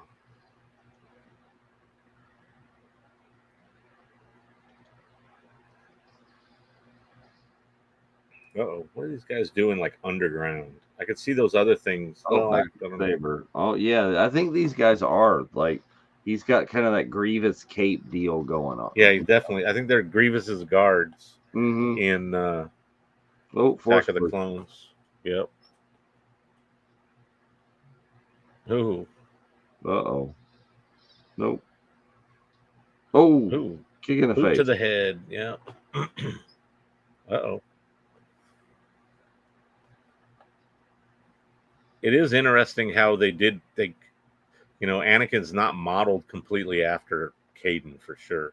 Oh, yeah, That no. that It's shot very he looked stylized. very much like It- Matt. It very much does look a lot more like Matt. Those Now, angles and Obi-Wan does not. He doesn't look like Ewan, but he looks a lot more like Ewan. yeah, he's very, I mean, a little kind of like what's his face? I think he's got like James's James Arnold hair Taylor, yeah. and Yeah, Ewan's kind of. beard. Right. Maybe some mixture of features or something. Oh, and R2. But then again, I think James tells the story that he was brought in basically to do Ewan, and Matt wasn't necessarily brought in to be Hayden. He was brought Right. in to, be an interpretation of Anakin. Right. Yeah, he doesn't like being strapped to your back and running around. She's like wrapped in a ace bandage. Yeah. See that too. I mean, if one of those guards got behind her, it could have zapped stupid little Stinky. I like this variation of IG droid, Mm.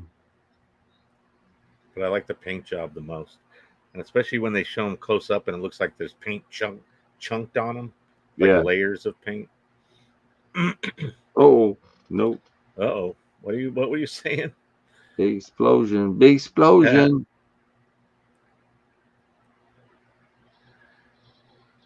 I like how they continued the Padme outfit from the Geonosian arena. Oh, yeah. Like she's basically got the same shirt on, but not ripped in But it half was by that, and she had that like Zsa Zsa Gabor hat wrap and thing. capey Yeah. wrap over it. But she's got that weird like pocket placement that accentuates her boobs. Again, Yes, the way they modeled the female characters. And this is what we do. But there we go. Backtrack. I love that Hutlet. So over the top. Mm-mm-mm. Uh-oh. Master. No. He would have saw the lightsaber clash and stuff.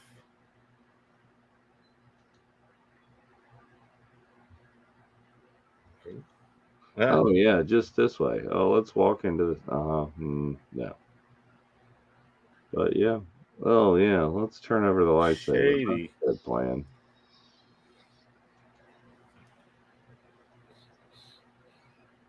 Stick tinnies. Stick tinnies. Interesting. I guess. Well, tinnies are what they call They call them clankers, don't they?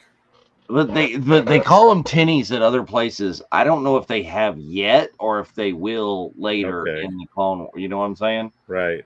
I don't remember if they did it in the live action movie or if I just know that they will later. Mm-hmm.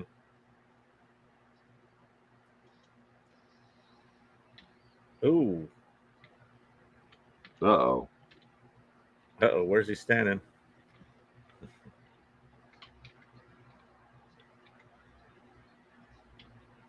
Mhm. Aggressive negotiations. There you go. Keep going, girl. You got to get there. Mhm. Thing.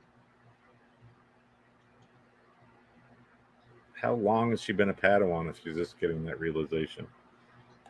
Oh, Ooh, hammer time. time. Hammer time.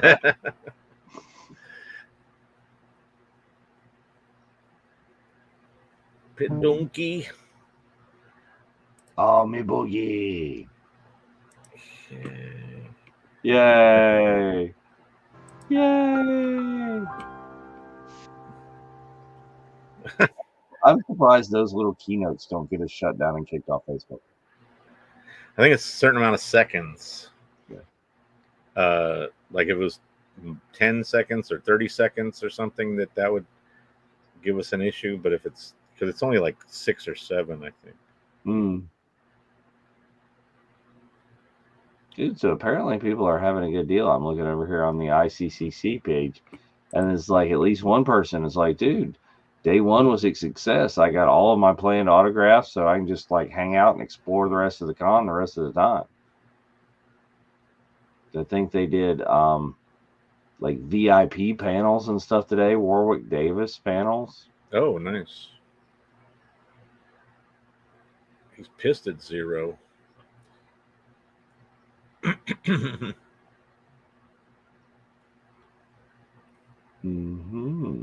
Maybe. Maybe not. Okay. That's what he said, apparently. Mm-hmm.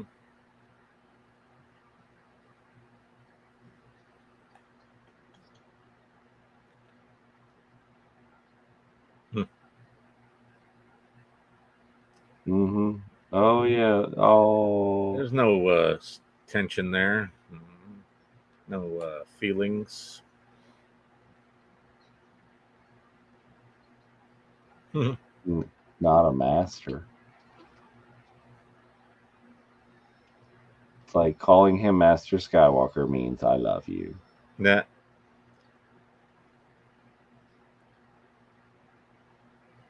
He's a true master.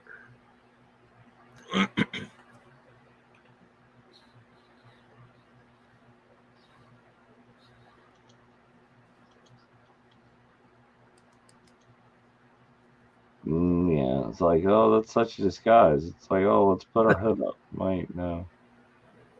Never recognize those facial features. What? He has glasses on? It's a different guy. Some great musical cues, though. Started out good and finishing up good. And we are getting close to the end here. Oh, we are. Hour and a half. See, that literally it would have been the length of 4 episodes, or 30 or 22-ish minute episodes, including credits. Henry Gilroy. And that is he related to Tony Gilroy? I do not know. Executive Somebody producer, knows. George Lucas. Oh, Sarah just chimed in. See, yes. We gotta love the Stinky. Yes, Stinky. The stinkier the better. That's why I gotta show you some more Stinky. Yes. The more you know. Without the music. No, this doesn't want to play that. Okay, never mind. Let's go here and stop that, and then we'll quit that. Well, that was fun. I think I like it more each time I watch it. Yeah. Just because it's I can make fun of it, and I can also appreciate certain things a little bit more, I think. So. Well, and like I said, I don't remember when I came to this. I did not see it in the theaters. I did not ever experience the Ahsoka hate. I was post that when I wasn't, I didn't hate on her. I just wasn't like. Well, no, I wasn't like around watching this. I think when people had the Ahsoka hate. Right. But she was a weird new character. It's like, why wasn't she in the movies? Why didn't we see her already? That's what I always say, and Oh yeah. it's gotten to the point where I can't say that because what they end up doing works really well, or it turns into an amazing character or whatever. So I just am like, all right, just give me what you got to give me, and I'll deal with it. I'm not gonna be annoyed with everything. I'm just gonna kind of roll with it ultimately. But some people don't feel that way. They have to bitch and moan. But that was fun. I think so. I'm glad we did this. I still think now that we should have done Under the Rainbow and just not done it. Well, this will lead into Monday for anybody who's going to tune in, and you should all tune in to Clone Wars Revisited. Catch Ashley and Mark, and depending on how things are, possibly Skip, but he'll join. Maybe Skip. It depends on what he's doing. I think Skip is furiously trying to find a star or hook up a Starlink. Yeah, but he will join them on the show at some point as a co-host, so that'll be fun. He might be the most learned of them in terms of Clone Wars television series knowledge. Yes. It'll be interesting to see. But yeah, Sherry's looking forward to it. It'll be a nice little change of pace. And what I was saying, maybe Clone War or maybe Rebels. Now I'm saying Clone Wars. Maybe Rebels Revisited can have a special episode here and there where they come back and talk about something pertinent to the show. Because lately Star Wars has been very heavy on some of those characters. Well, it will be a thing, I'm sure, where Clone Wars, they will talk about what happened, where the Rebels, how it relates to Rebels, right? Because that is, Mark and Ashley's deal. That's their thing. That's their jam. Oh yeah. So, and of course, so much of the stuff comes from one to the other because a lot of Rebels. You thought Rebels was going to be like you got Ahsoka. It continues. It's where did she come from? What was she doing in Clone Wars and that effect? Yeah, it's good to see that kind of lead up to where she ends or is currently in the series, or her series, I should say. Yes. So, all right. I don't think we mentioned it, but what it was today that Star Wars Celebration website released their cosplay guidelines. Yes. That was in the back of my mind. And I was very kind of eager to hear what the etiquette is when it comes to, cosplaying in Japan, because I've heard that it's a little more kind of, I don't know, strict, but it's not as accepted to kind of wander around in a random costume on the streets of, Tokyo or whatever. I think my take was Foloni is safe. Yeah, Foloni is good to go, Lee. Yes. Though you may get some looks on the train with the hat. Right, but then it's just, you're from the States, obviously, and maybe you're from Texas. That's or right. Something, You're from Texas. Stereotypical kind of thoughts, but it's not that you're, that's something that you would probably wear on the regular anyways. So it's not that, it's not like you're really getting too far. I was at an FFA event today where, many people did, and my daughter had multiple hats to switch through. That's cool. But yeah, I was concerned. I put in a thought on that post after I posted it about, how far is considered outside of the convention center zone, and some of us are staying right there at the APA or APA hotel, however you pronounce it, that has a sky bridge that connects to the convention center area. Oh, that's an interesting. So I'm like, well, considering that I don't even have to step foot on a street, can I leave my hotel room in costume and go to the convention? Because that would be ideal. I would think that you could do that. But I actually appreciate the whole locker changing room thing, but a lot of times it's some things that I wear don't really lend to I need to be dressed when I get there, kind of thing. Well, yeah, some of the things you have would, well, you do a lot of like paint and things on your face, if you're doing Yeah. like Rick Solo or something. Yeah, well, Sith Show Bob Sith Show likely Bob. he'll likely be out either Saturday or Sunday at LA Comic Con, and Sideshow Bob doesn't have a gray beard, so Sith Show Bob Yes. has to have a red beard to match his red, so, Sideshow Bob hair. So it's not quite as dramatic as it has been in the past, but it will fit well with Beard the way that the hair. I'm not going to put beard extensions. But yeah, so I was, I thought that was a cool thing to see, at least to get an idea of the cosplay sort of rules and etiquette. And also, it's a lot of those is like, so there's some interpretation as I like, okay, it can't look like at all like an actual weapon, but wait, if you have like an orange it's a little, some of the stuff is a little contradictory, but like the whole firearm, no firearm looking weapons allowed, but if you have a blaster, and it's like, well, they're all based on real world firearms, so there's going to be elements of it for sure. I'm hoping and assuming, and I don't even know if I'll do it, with like my X-Wing pilot costume, I have a Han Solo style holster. Oh yeah. I use a DL-44, but it's like kind of orange and white. It's from it's the toy version? an 80s. It's an 80s essentially laser tag system. Oh right.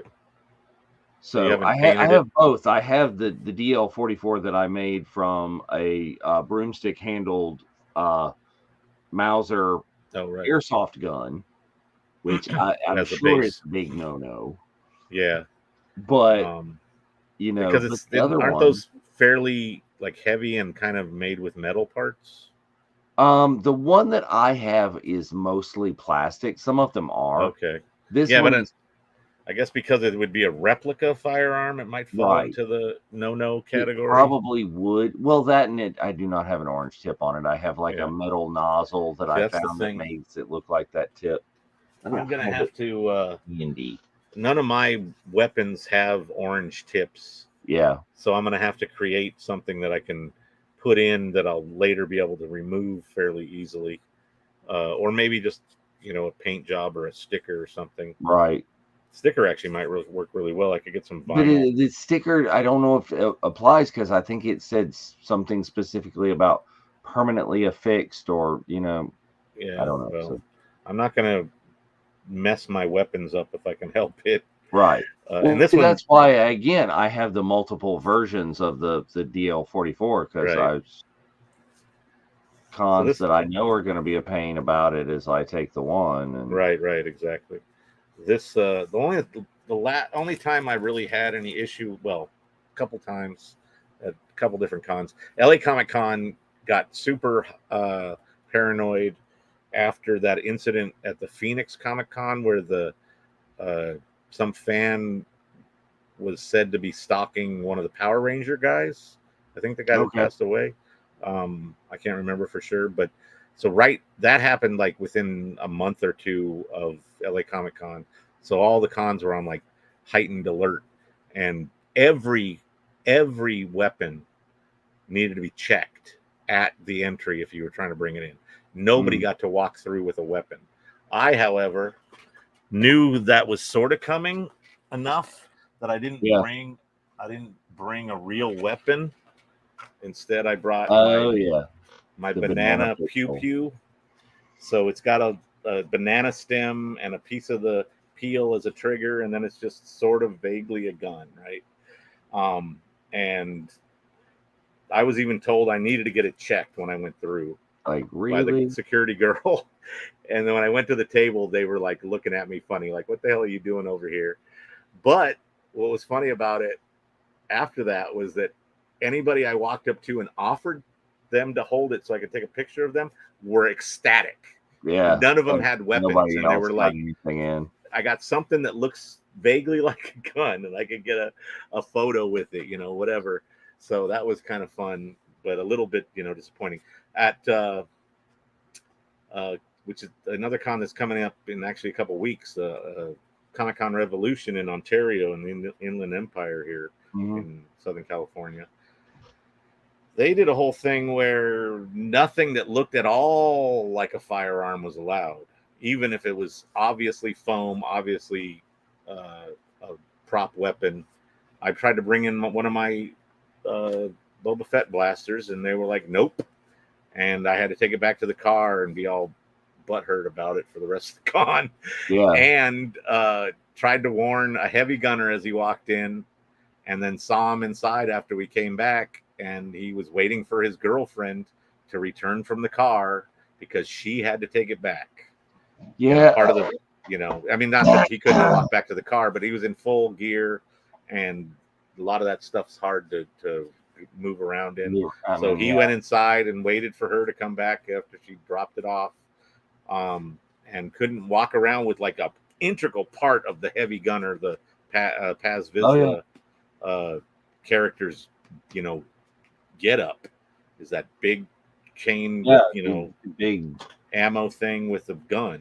I mean, otherwise, obviously a fake gun. Heavy gunner. You're just, you're just another Mando, right? Mandalorian. So that was kind of a disappointment. So that's made me sort of weary of that con recently. And like I said, they're kind of that con's in like 2 weeks. So I haven't even gotten tickets yet, but I don't know. We'll see. Put this up without falling over. So, anyways, that way I just wanted to make sure everybody was aware that the guidelines came out from StarWarsCelebration.com, and that's a good sign that more info will start to flow. I think, it may be little bits and pieces, but the more that they can give us. More guests. Yeah, that too. But any kind of info about the con itself, floor plans or, schedules or things like that, the sooner they come, the better. This is a Star Wars Celebration page and group after all. Yes. Well, there is more information, and it gets closer to Celebration. Yeah. It'll be a lot more Celebration. Once we hit the first of the year, we should be starting to flow heavy. Indeed. So that'll be fun. Anyways, like I said, it was fun to watch this again. I seem to like it more. Yeah. Each time I view it, and I make fun of it, but I enjoy it for the most part. So, anyways, anything else we got going on we need to talk about? Just got an episode of the Jedi Archives coming up. They continue to talk about the High Republic comics. And of course, what we've been pitching all night long and what this was really prepping for is the debut episode of Clone Wars Revisited. And the promise of some shirts. Yeah, Sarah seemed very interested in that. So that's cool. I think Sarah's getting ready to meet a bunch of Clone Wars actors. So, we got some Clone Wars merch coming out. There'll be some business cards floating around at some point. Yeah, I think I've just have to finish that up. But yeah, we'll get all the things and do the stuff. And so next week is Nerf Herders. I'm not sure what they're going to be talking about. And then what do we have any idea what we're watching next week? No idea. Under the Rainbow. There we go. But yeah, we don't know. We will continue to figure things out. If there's something timely next week, right, it will be something timely. But maybe watch the micro series. No, we don't want to step on the Rebels people anymore. We already kind of nudged them out of the way to do this. But like I said, Mark did them into doing it. We have been successful. Yeah, Mark said 2 weeks ago it seemed very adamant that they weren't going to watch this. And I felt that it was a missing piece otherwise. So that's why I suggested we watch it tonight. And I think it was a good choice. Yeah, so, I think that it gets you a good position going into the show. Yeah, better understanding. You got to know. Otherwise, you're watching the show and who the hell is the girl on the tube top? Exactly. She looks kind of like Ahsoka. But anyways, don't forget to like, subscribe, and ring Yeah. that bell if you're on YouTube. We never say that, but we do want you to make sure you follow us on all the platforms. We are currently live on Instagram, X, YouTube, and Facebook. So if you follow us one of those places, seek us out elsewhere. We're Virtual Cantina for the most part, or Virtual Cantina Network, except for on Facebook, where we are Star Wars Celebration Japan 2025 with very close to 70,000 Woo! members. That's Getting pretty there. hardcore. Jake, get on that, man. Yeah, Jake's got work to do. And I think in the next few months, that's going to start to tick a lot faster. Oh, So yeah. it'll be another one of those where it's like from week to week, we're updating the amount of members. Absolutely. That's we That know whole where the Snips and Sky commitment Guy is. exchange for sure There was a is.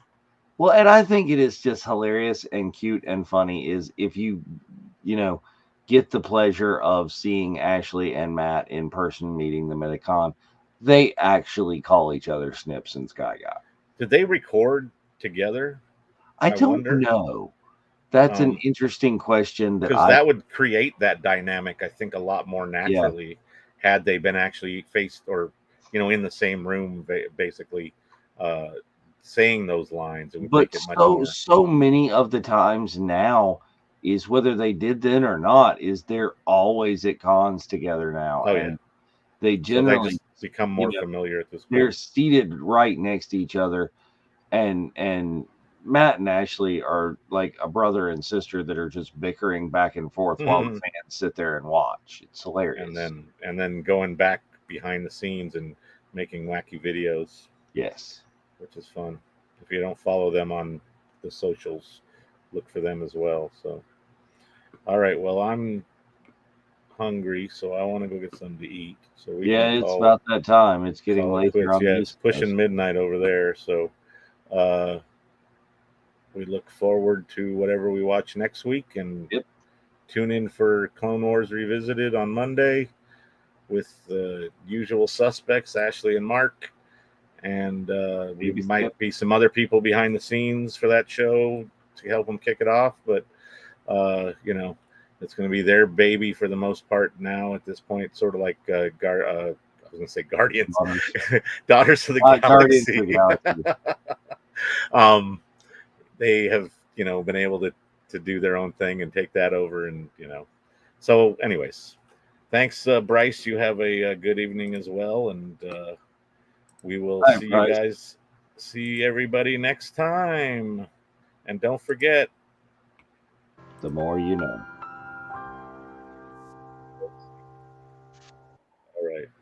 Well, you have a good one, and may the force be with you. Always.